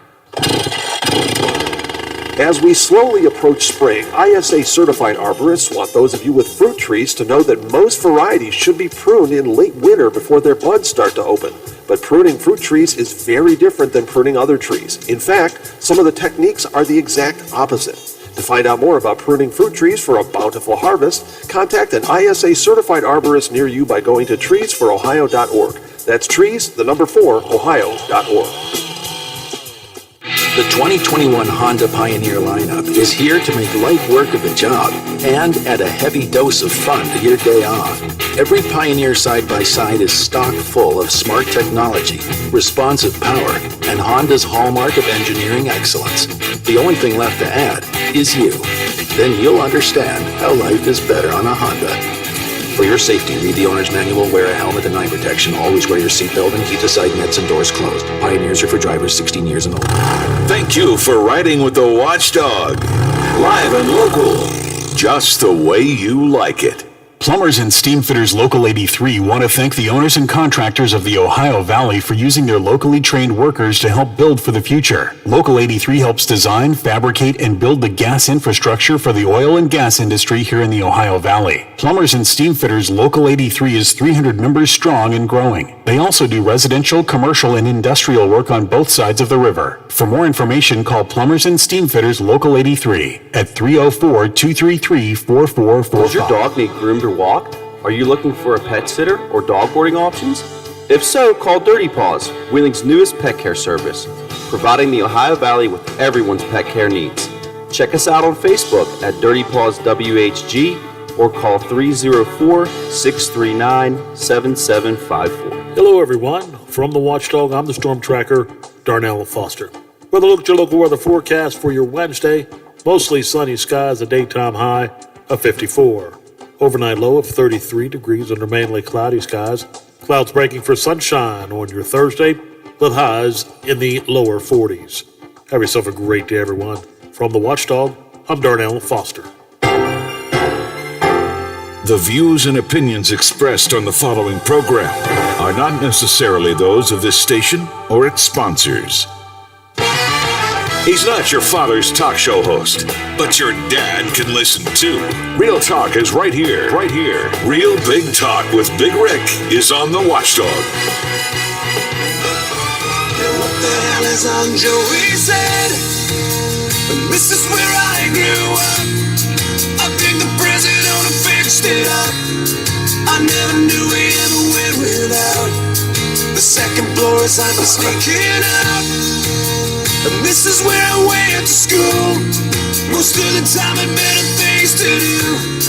Criminal record says I've broken twice. I must have done it half a dozen times. I wonder if it's too late. Should I go back and try to graduate? Life's better now than it was back then.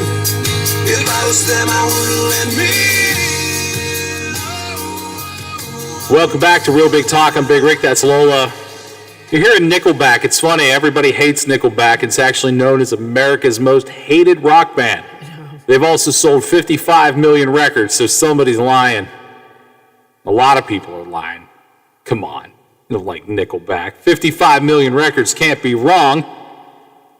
Before we went to break, we heard from both Tom and Dan, who have concerns about the idea of getting a vaccine. Tom said he would rather just get COVID and fight it off with his own antibodies. Dan had more of a conspiracy angle. I get people's concerns about it. I do. I will throw this out before we ever talked about vaccines. Before we ever talked about it, let's rewind to about 50 weeks ago. Because we're coming up on the anniversary. So let's go back to about 50 weeks ago. We start really to hear about what's happening with this thing, coronavirus. We weren't calling it COVID. We weren't calling it, there was this coronavirus. We're all still doing business 50 weeks ago. People are doing radio. People are operating their stores. We're going to restaurants, we're eating out, doing all those things 50 weeks ago. Then let's go to 48 weeks ago. The idea of let's shut it down. Let's 6 weeks. The idea is floated. We'll all stay home and this will go away. We're going to flatten the curve. Flatten the curve. You know, we didn't do that. And I don't know if it was a foolish thought to think that we could, or if we as Americans are just so bad at listening or caring about science that we refuse to do it. I don't know which one that is. I don't know. But what I know is that 6 weeks of time didn't work. It didn't work. Especially at that time, everything was, and we continue to see it now, everything's political. Everything. Somehow we turned a virus into something political. Whether that is because the president referred to it as the China virus, which didn't help. It didn't. But it did come from China. There's not, I would be lying if I said 100% of my brain is convinced that it came from bats. But I think that I do believe in science enough that they're trying to prove that that's where it came from, and that seems to be where science is pointing. When this whole thing started, and I had to talk to my mother about it, which is a difficult thing, trying to sometimes explain things to my mom. She's not always 100% there and with it. My mother before I could even try to explain to her what was happening, started screaming, "This is chemical warfare." I get it. I get why so many people are confused, concerned, and downright think it is a conspiracy. I understand. I don't agree, but I understand why that's out there. We handled it so poorly. And for Dan, who he said he's not wearing his tinfoil hat, but is looking at this happened, this happened, this happened. It is a series of events that is not easy to explain. It is a series of events that is not easy to explain. But if you're going to push away the idea of believing in science, then you would have to believe that science works so quickly that it could explain it to you as it's happening. And that's never how it does. I mean, let me take you to just give you an example that is non-science related. We still are talking about, and will be talking about for a long time,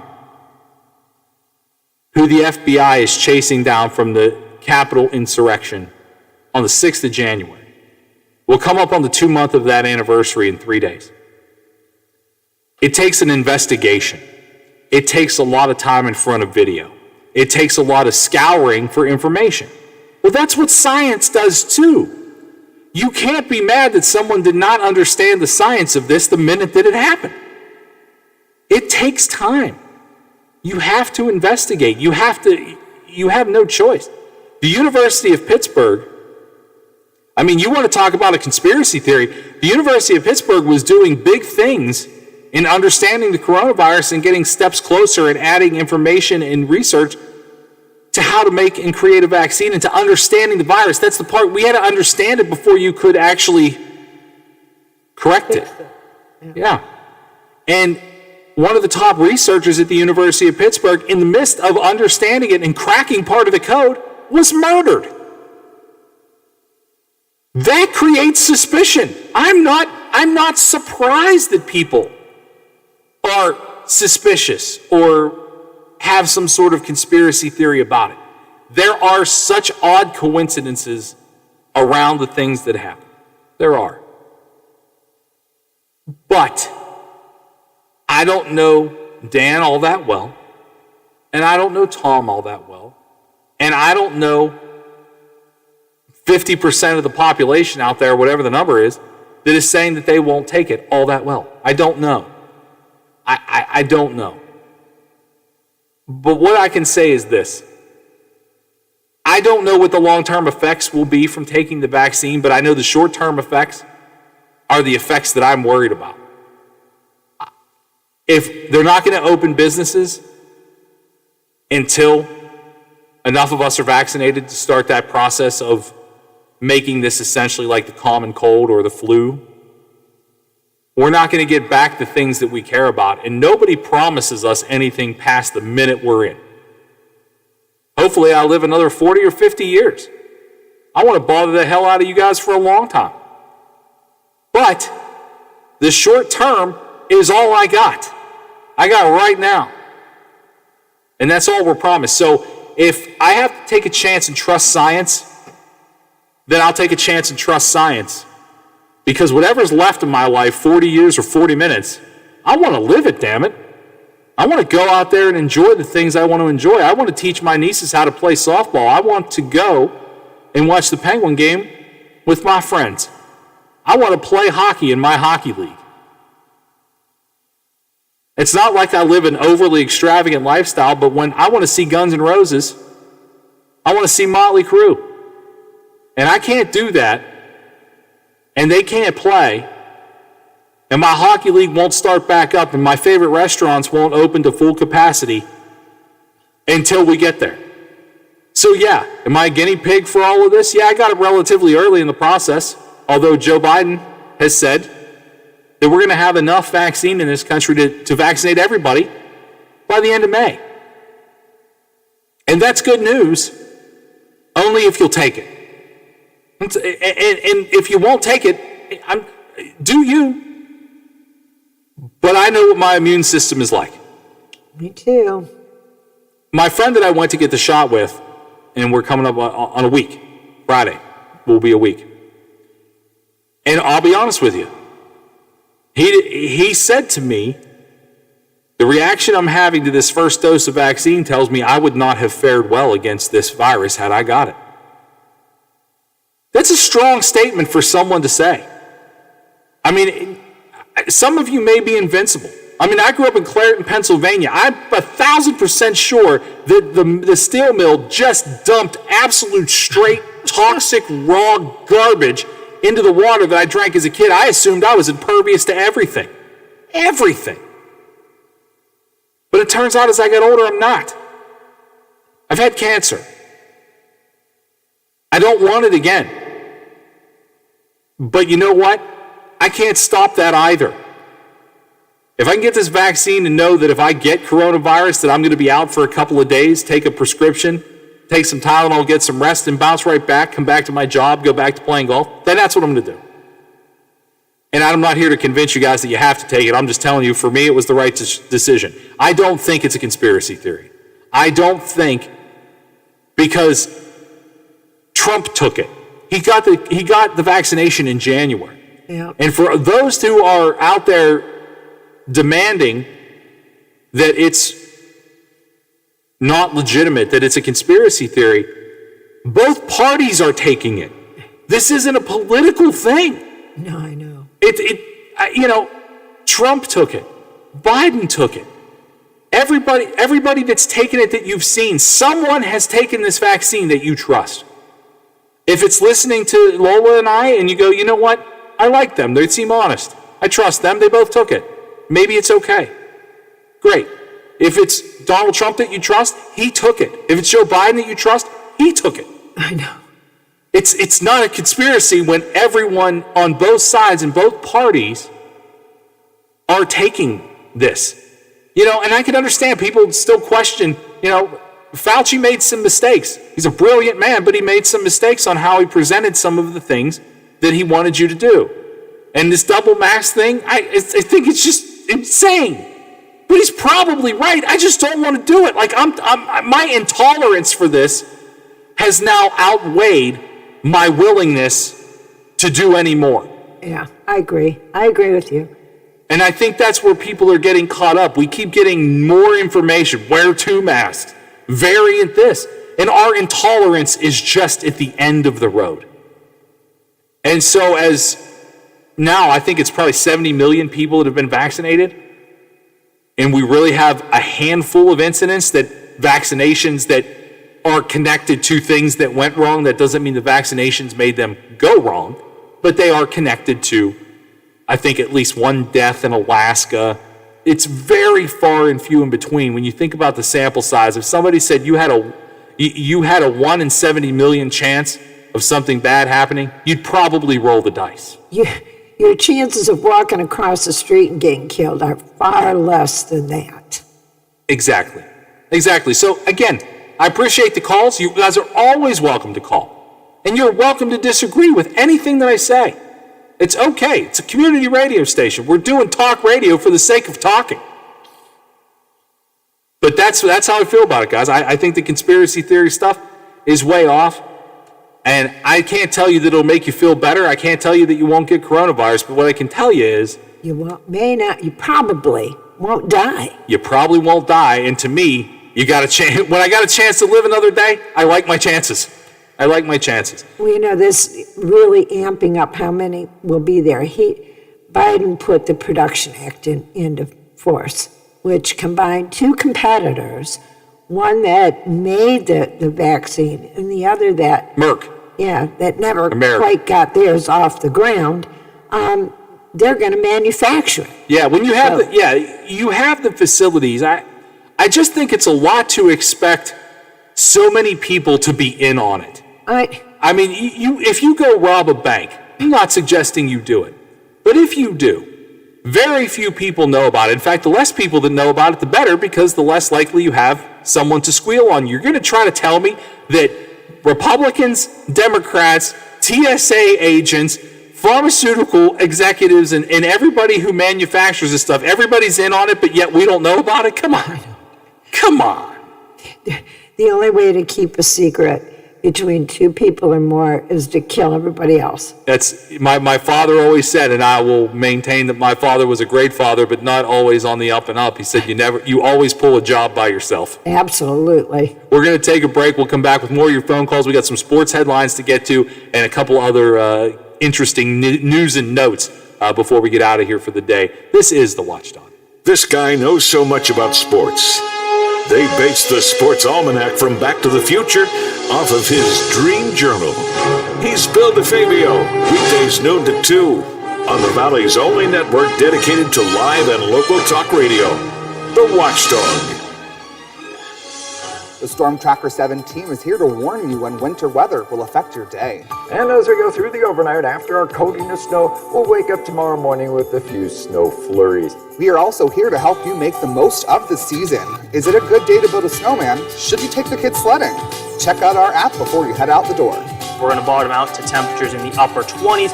With meteorologists Dr. Dave Walker, Zach Petty, and me, Aaron Myler, we've got weather coverage you can count on. 7 News, working. Are you or your loved ones facing a serious legal battle? The law office of Paul Harris wants you to know you aren't alone. Do you need someone that's not afraid to go to trial and fight for your rights? Attorney Paul Harris and his team are willing to go where most firms are not. The courtroom. With a successful track record in civil litigation, criminal defense, including tax issues and healthcare fraud, Harris Law Office will fight for their clients by offering the most aggressive representation in and out of court. Call Paul Harris at Harris Law Office for a free consultation. 304-232-5300. Does your dog need groomed or walked? Are you looking for a pet sitter or dog boarding options? If so, call Dirty Paws, Wheeling's newest pet care service, providing the Ohio Valley with everyone's pet care needs. Check us out on Facebook at Dirty Paws WHG or call 304-639-7754. For all of your IT needs, visit OmniPerforms.com. Omni Strategic Technologies, the only IT company that the Watchdog trusts. Sherrard, the Watchdog is protecting your yard. Join Howard Monroe, Hoppy Kercheval, Bill DeFabio, and Big Rick for the best live and local talk in the Upper Ohio Valley and beyond. Sherrard trusts the Watchdog.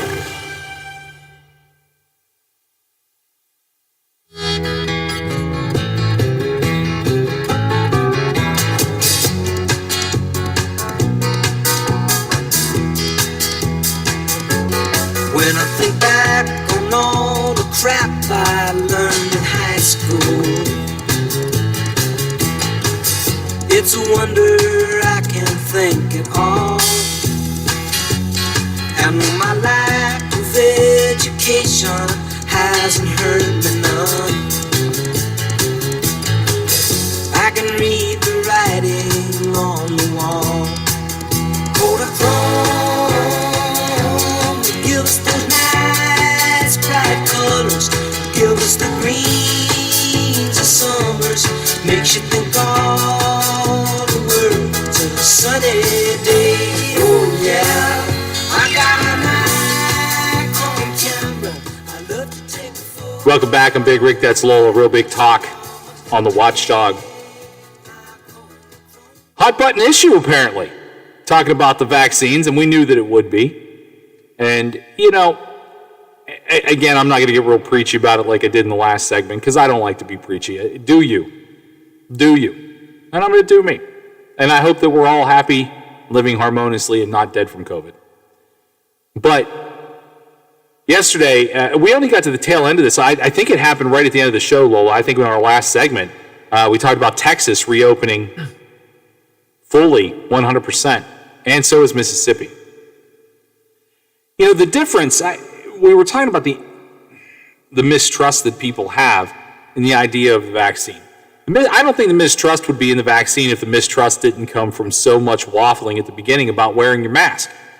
I think that was bad. It was a bad play. Honestly, it was a bad play by Trump. It was a bad play by the CDC. Will it help? Will it not help? Will it help? Will it not help? It was a bad play by everybody involved. Wear it. Don't wear it. Wear one. Wear not, now. Wear two. That created a lot of mistrust, and it's a fault of a lack of preparedness, because we have no idea if that at the beginning time will work. And I'll tell you this: I wear a mask when I wear it. around. It has an N95 filter in it. And so far, knock on wood, so good. And I sat in a room with my mother for 6 hours who had COVID, and I didn't get it while wearing that mask. So convincing me that masks don't work is not something you're going to have an easy sell on, because I feel like it worked for me. I feel like it probably saved me from COVID, so I feel good about that. But I get your mistrust. I totally get it. And yesterday when the governor decided Texas was going to open wide up, a lot of businesses in Texas, even though they rejoiced in the idea that they could be open fully, also said we're still going to enforce the idea of wearing the masks. Just like anything else, and I'll even equate this to something that I know hits a lot of people in a lot of places. Even being a gun owner, it's your responsibility to protect yourself. If you don't wear a mask, that's on you. If you get COVID not wearing your mask, that's also on you. If wearing a mask saves me from getting COVID, good for me. If carrying a gun saves my life from getting robbed, then good for me. I think that there is some personal responsibility here that nobody's taking. We're pointing fingers and going, well, Texas is open. Pennsylvania is not.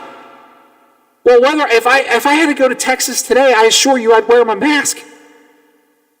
And I don't even know that I'd go to Texas. Well, no, I'm just saying if I had. Yeah, no, I know what you're saying. Yeah, I mean, your personal well-being is not up to Fauci, Trump, Biden, or anybody else. It's up to you. It's personal well-being, which makes it personal. I'm really curious, and I know that they will follow the numbers, but, they were at a very low number back in the spring. For some reason, it really did take summer for that whole southern section of the country to really blow up. So they didn't do anything. There was no mask mandate. They weren't requiring, social distancing necessarily, and everything was open. Their numbers shot up so high and so fast. And so that we'll see in 3 weeks' time what their numbers look like again. And it's not like their numbers are really good now.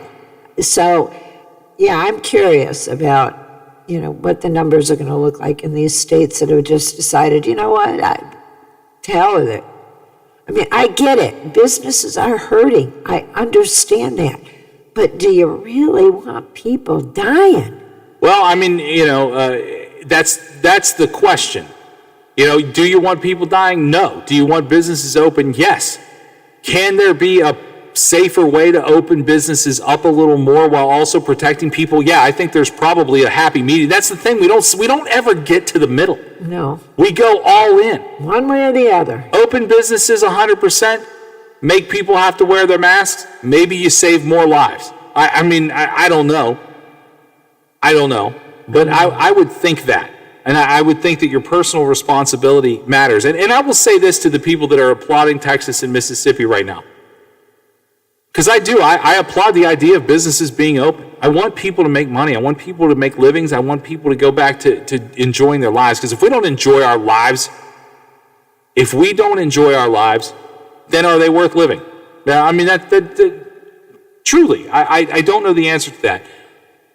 But to me, it would be, if I was a Texan or I lived in Mississippi, to me it would be more disheartening to open things back up 100% and then, like Lola said, 3, 4, 5 weeks from now, have to go, you know what, so many people are dying and we're overwhelmed again. We have to shut it back down. I'd rather you wait another month. Which may still be jumping the gun, but wait another month till that many more people are vaccinated, then open it up and know, you know what, even if things do start to get a little sketchy, we're not going to have to shut it back down. Yeah. And I think Texas won't shut it back down again. Not ever. No, they won't. But at what cost? Business is only good if there are enough people alive to go to them. That's the case. I'm not saying half of Texas is going to die from coronavirus. What I'm saying is we don't even really know the long-term effects of coronavirus. And so you may never feel like getting up and going out to a restaurant. If you get coronavirus, you might not die. For sure. I mean, a lot of people don't die, and that's good. That's a good thing. But you may not feel like leaving your house for 6 months. Look at these people, they call them long haulers. Yeah, I mean, they're still dealing with the after effect. They are trying to figure out, I'm glad you brought up long haulers because I read this yesterday. The government is trying to figure out if that is going to be something that people are going to end up on permanent disability for. And I know that is going to just enrage some people. Oh my God, the enrage. Just the pure, unadulterated rage you get from the idea of people that will be on permanent disability because they had coronavirus. And you're going to say, well, that's 99%. Look, that's your life. Maybe you had coronavirus, didn't even feel it. A lot of people have had that. Some people have permanent lung damage and can't breathe the same and probably never will. It hits people differently, and that's why we can't tolerate it. That's why there is zero toleration. Zero toleration. Because things don't always add up. Lola, we got a caller? Yes, we do. It's Tom. Oh, Tom. Tom, you're back. What's going? What have I said that made you mad, Tom? I'm not mad. No, it's okay. It's just that I've been a blood donor. Not so much lately. I've donated blood probably 70 times, and like. Well, that's good. Thank you for doing that, because not everybody does that. No, round about 50 times, they said you're a CMH hero, and the reason I was because I had some kind of resistance to the cytomegalovirus, and it was something like my body in 1963 resisted something like the chickenpox virus or something, okay? And they can give my blood to hemophiliacs and babies, because babies don't have an immune system when they're born. Okay, so I'm not sure where I'm going with this, but the point of the matter is there's a lot of things that the body can do on its own and stuff without these injections and stuff, you know? I mean... There certainly is, and Tom, again, you called right when we're going to a break, but I appreciate you called back, and I want to mention, I want to say this to you before we go to break.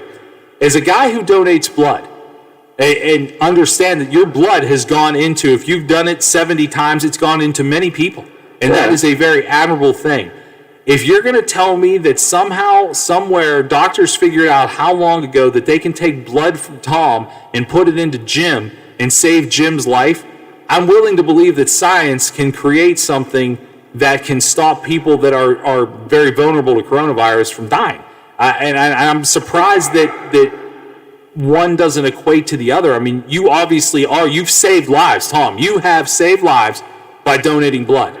Through my immune system. Well, I mean, your blood, just your blood, just the fact that blood is available has saved lives. It took 20 years through my immune system but I didn't even know this was happening, you know. But it's not an irregularity. It's like a 1 in 5 chance, you know. It's not very rare for me to have that. Yeah, I mean, and I don't know about the way.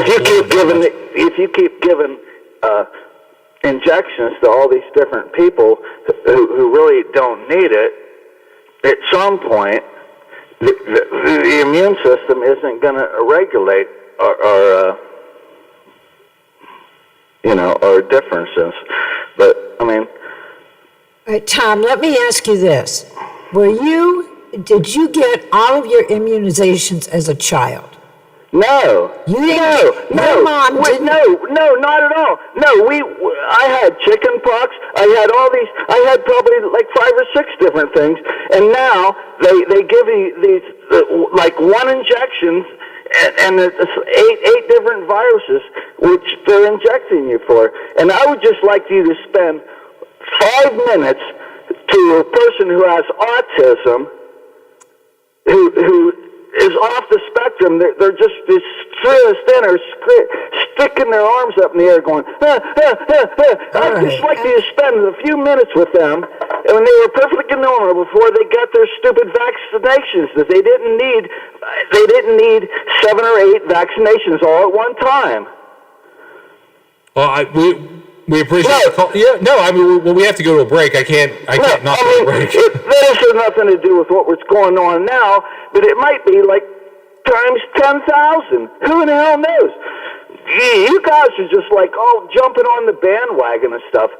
I mean, seriously, I would love to have somebody just inject me with COVID right now, and I would live to tell about it and stuff in 2 weeks rather than go through this freaking vaccination thing. You have no idea what the hell they're injecting you with. Thank you.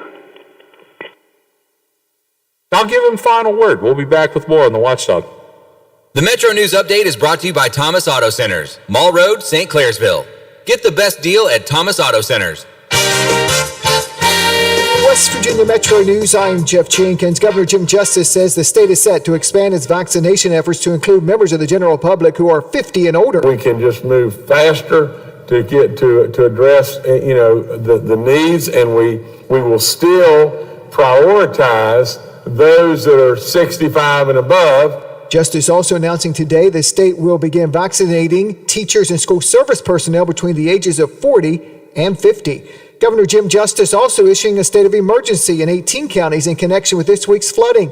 The list includes Kanawha, Lincoln, Jackson, Boone, Putnam, Clay, Cabell, and Rome counties. The declaration will allow for the further freeing up of resources to help with the flood cleanup. In Barbersville, Mayor Chris Tatum says it's going to be another 24 hours or so before the water is out of the middle of U.S. Route 60 in several locations. There are areas along Route 60. I've lived here my entire life. I've never seen water over the road, and rose so quickly yesterday morning where we had to close Route 60. Families in the Diamond community of Eastern Kanawha County now have some additional cleaning supplies thanks to the efforts at Midland Trail Elementary School. Principal Grant Davis says they learned of the need after recent flooding and Diamond and responded. That's what it's all about here. It is our community. It's what we do. They've taken care of me in times of need, and whenever we can give back a little bit, that's just what we're going to do here. This is our school community. You're listening to Metro News, the voice of West Virginia. Plenty of sunshine again this afternoon in West Virginia. Today's afternoon temperatures reaching toward the 60-degree mark. There hasn't been a girls' high school basketball game in West Virginia since the second day of the state tournament last March. That's when the state started shutting down because of the pandemic. Well, the girls' season, the new season, gets started tonight across the state of West Virginia. The boys' season gets started on Friday night. Metro News High School Sports Line is tonight at 7:06 at WVMetroNews.com. From the Metro News Anchor Desk, I'm Jeff Jenkins. AutomotiveMap.com presents the Sports Flash, powered by The Score on The Watchdog. I'm John Thayer. The PGA Tour is in Orlando, Florida this week for the Arnold Palmer Invitational at Bay Hill Club and Lodge. The event is the final event before the Players' Championship, which takes place next week at TPC Sawgrass. The Arnold Palmer Invitational has a $9.3 million purse. The defending champion is Tyrrell Hatton. The NASCAR Cup Series is in Las Vegas this weekend. So far, through 3 races, the NASCAR Cup Series has produced long shot winners to claim titles. Michael McDowell won the Daytona 500, followed by Christopher Bell on the Daytona Road Course, and last week, William Byron won at Miami. Sunday afternoon's race will be televised by Fox. Download the Score app today. Lightning fast sports alerts. It's why the Score app is one of North America's most popular sports apps. I'm John Thayer with the Sports Flash, powered by the Score on The Watchdog. What can help you take advantage of today's low mortgage rates and save money? Rocket can. You could save hundreds of dollars every month by refinancing with Rocket Mortgage at today's near historic low rates. If your current rate is over 4%, with today's low rates, you could lower your payment by over $150 a month, saving thousands in interest every year. With a cash-out refinance from Rocket Mortgage, you could consolidate and pay off high-interest debt, tackle home improvements that could add value to your home, or even set aside cash for your child's future education. We've already helped over 1 million clients just like you reach their home financing goals this year alone. So remember this. What can give you the technology to refinance easily and save money? Rocket can. Call us today at 8338-ROCKET or go to rocketmortgage.com. That's 8338-ROCKET or go to rocketmortgage.com. Savings are based on quick and loans, internal data. Points and fees may apply. Call for cost information and conditions. Equal housing lender. Licensed in all 50 states and MLS Consumer Access.org. Number 3. Paint? No. Paramount isn't just paint. It's the #1 paint in overall interior hide and stain resistance, providing the most advanced protection in just one coat. And now you can get that same outstanding protection with our new Paramount One Coat White. This first of its kind one coat ready mix white provides a beautiful white finish. You'll find Paramount paint exclusively at Menards. In third-party tests, interior paint claims versus super premium home center brands in eggshell sheen. Get 11% off everything now at Menards. Savings or mail-in rebate. See store for details. I'm Andrew Saul, Commissioner of Social Security. Beware of telephone scammers pretending to be government employees. Real Social Security employees will never threaten you. Callers threatening you with arrest or other legal action and demanding money are not from us. If you receive a call like this, hang up, do not provide them with any form of payment or information. Report the call at oig.ssa.gov. Quaker Steak and Lube at the Highlands is the perfect place to relax after a long day. Happy hour from 3 to 6 Monday through Friday. Get $2 off appetizers, $3 off domestic drafts, and house wine specials. Quaker Steak and Lube, voted Best Wings USA. Quaker Steak and Lube at the Highlands with another steal of a deal. Get a steak burger and fries all day Monday for only $8.99. It's also Military Mondays. The Lube will take 25% off for all veterans, active duty military, and first responders. Quaker Steak and Lube, voted Best Wings USA. For all of your IT needs, visit OmniPerforms.com.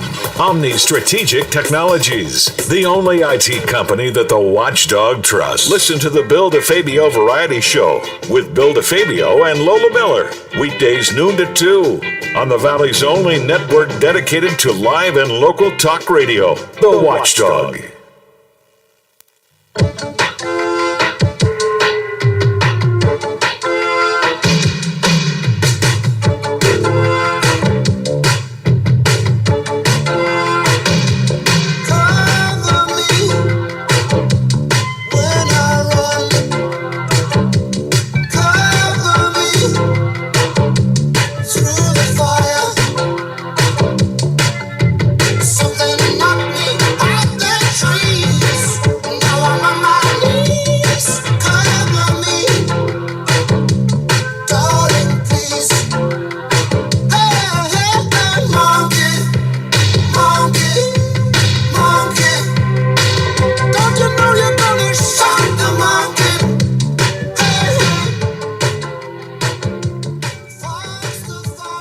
Maybe one of the weirdest guys in all of rock and roll history, Peter Gabriel, shocking the monkey. What a weird, he's a weird guy. Although his videos are legendary. MTV wouldn't be what it is without the weird imagination of that guy, and certainly the video Sledgehammer was like a staple. It helped make MTV what it was. I think MTV just recently turned 40 years old. I think it's 40. And they played music for like 14 of them. They were great. I don't know what the hell happened to the other 26 years. But it was, it's been weird. We went from Shock the Monkey to Teen Mom. That was not the point of MTV. I digress. I could get mad about MTV all day. You know what's funny? I think, Lola, I ended up in the rock and roll business simply based on the fact that my mother demanded that I not watch MTV as a kid. And so the only time I could watch it was when she wasn't home.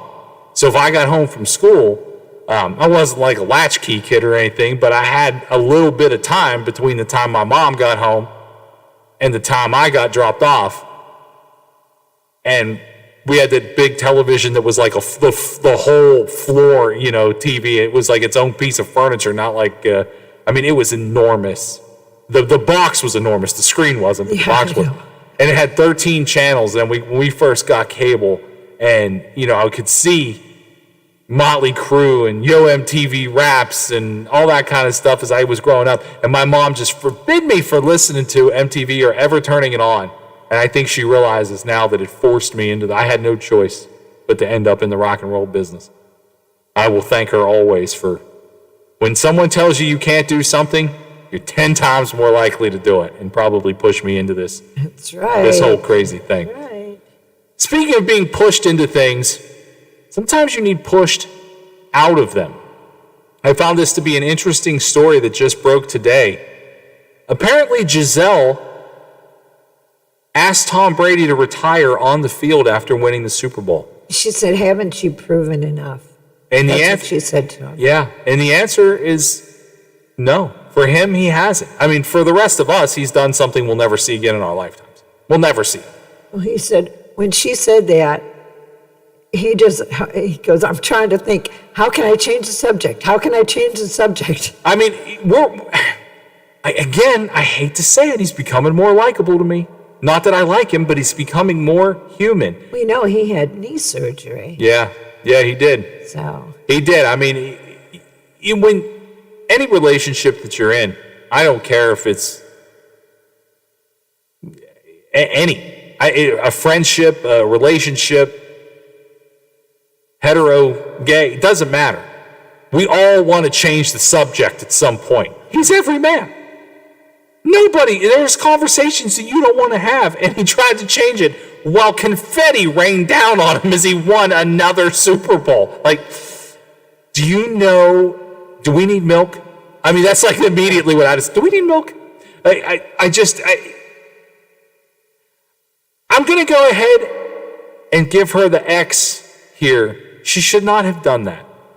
I don't know what it's like to be married to a Super Bowl champion, and I'm sure that is, I'm sure. That's good, I'm glad. Yeah, well, things being what they are, who knows? But I think that you don't ask him that question on the field. If you talked about it beforehand, I understand, or if you talk about it after. But putting him on the spot there, I don't like it. I don't like what she did. I think that this is something that nobody could understand, even if you are his wife, if you're his kids. He doesn't need to make any more history, but I have a feeling that he will. I do. I have a feeling that it will. I don't know if he wins another Super Bowl, but bet against him. A fool's bet. A fool's bet. I just thought it was like, I wouldn't have gone there, right there in the middle of the field. But nonetheless, he did say he's coming back, and it looks like the Bucs are trying to build a super team. Free agency is coming up, and it's certainly, we've seen some trades. We have seen some rumors. We've seen J.J. Watt on the move. Saw a picture of him today in front of Pat Tillman's locker at the Cardinals facility. Kind of a moving picture for J.J. Watt to be there and walk the same halls as Pat Tillman. I thought it was a nice thing. J.J. Watt is so... Quit playing football and just go straight to politics, because that's where he's going.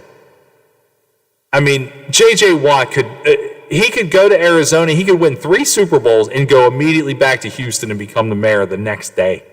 I really think that might be what he does. But we did find out the Pittsburgh Steelers did actually make a play to get him. I didn't think they would even try. I thought it was more fan-driven, the idea of the Watt brothers playing together. But I guess the Steelers did try to make a play for him. I mean, at the end of the day, Bud Dupree probably won't be a Steeler, and you will have to replace him. And I don't think you replace him with an older player who often ends up on the injury list. But they did pursue him as they were one of, I think, 9 or 10 teams that did. And they got down to about the final 4 or 5, and then things really started to take shape with Buffalo, Cleveland. By the way, Indianapolis offered him more money than he took. Now, that's really the knock on him right now, is he took $31 million. He said he wanted to go win a championship, and he went to Arizona, who doesn't win championships. In fact, I think they've only been there once, and they were defeated by the Steelers. But they have a nucleus that could possibly do it in a reasonable window that he could be a part of. But Indianapolis looked like they were a couple plays away, and now a new quarterback away, which they do have. They offered him more money, and he did not go there. He chose Arizona for a reason. I don't know what that reason is. It's warm.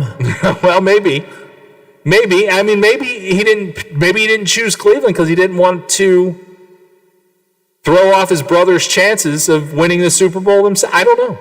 I don't think that's a reason that he would do it. But You know what? That could be. He didn't want to get in the same division. Yeah. I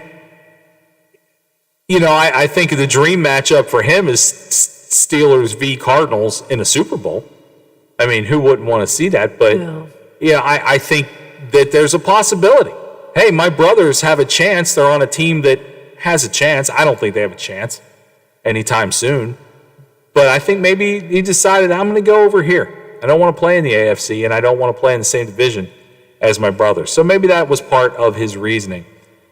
Tiger Woods, you heard in the updates today that investigators have pulled the black box from his SUV so they can find out the information what led to the accident that has injured, obviously very bad, Tiger Woods. There also is people saying, experts, that he possibly fell asleep behind the wheel because he didn't hit the brakes for nearly the length of a football field. I know. And that is concerning. I don't think anybody I've seen conspiracy theories floating out there that he was trying to end his own life. There's not one part of me that believes any of that.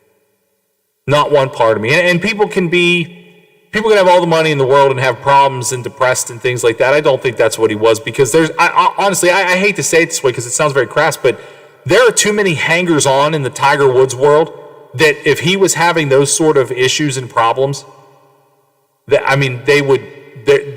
would be under constant surveillance.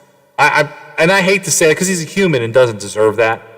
But you're telling me if anybody at Nike, any one of these PR publicist people that he has to deal with day in and day out thought that he was having mental issues and would want to harm himself, he would be under constant surveillance. He would never be alone. Never. So I don't think there's anything like that. I think he probably did fall asleep.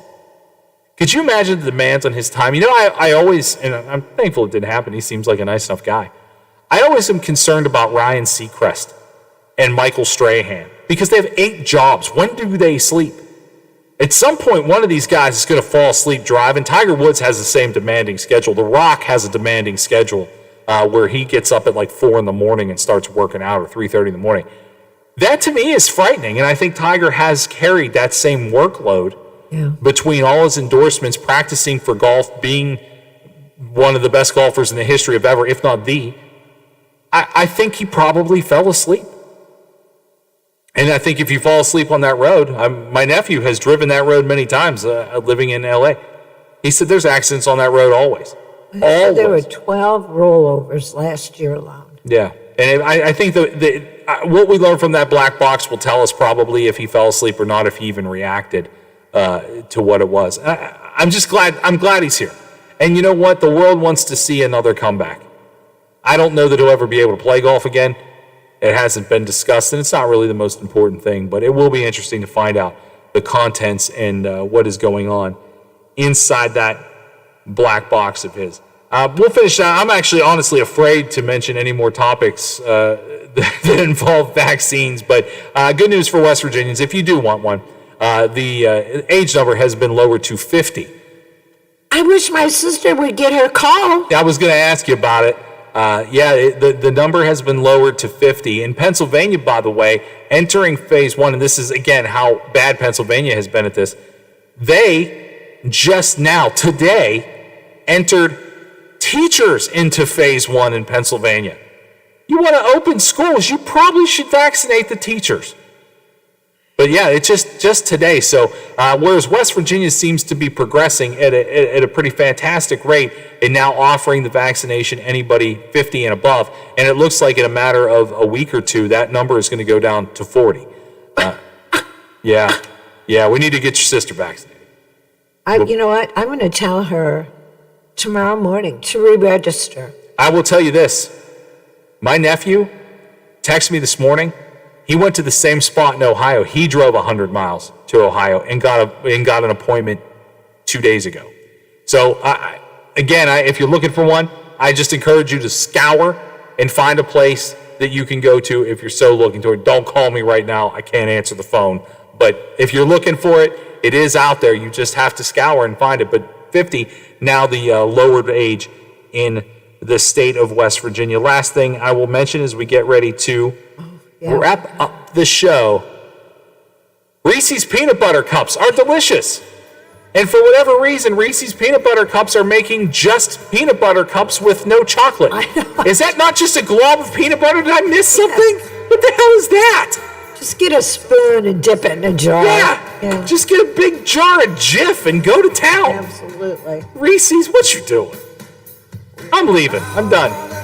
You guys have a fantastic rest of your day. We'll be back tomorrow. Last show of the week will get you qualified to win a big screen TV as well with our March Madness promotion. For Lola, I'm Rick. We will talk to you at 2 p.m. on The Watchdog. I couldn't stop, so I swerved.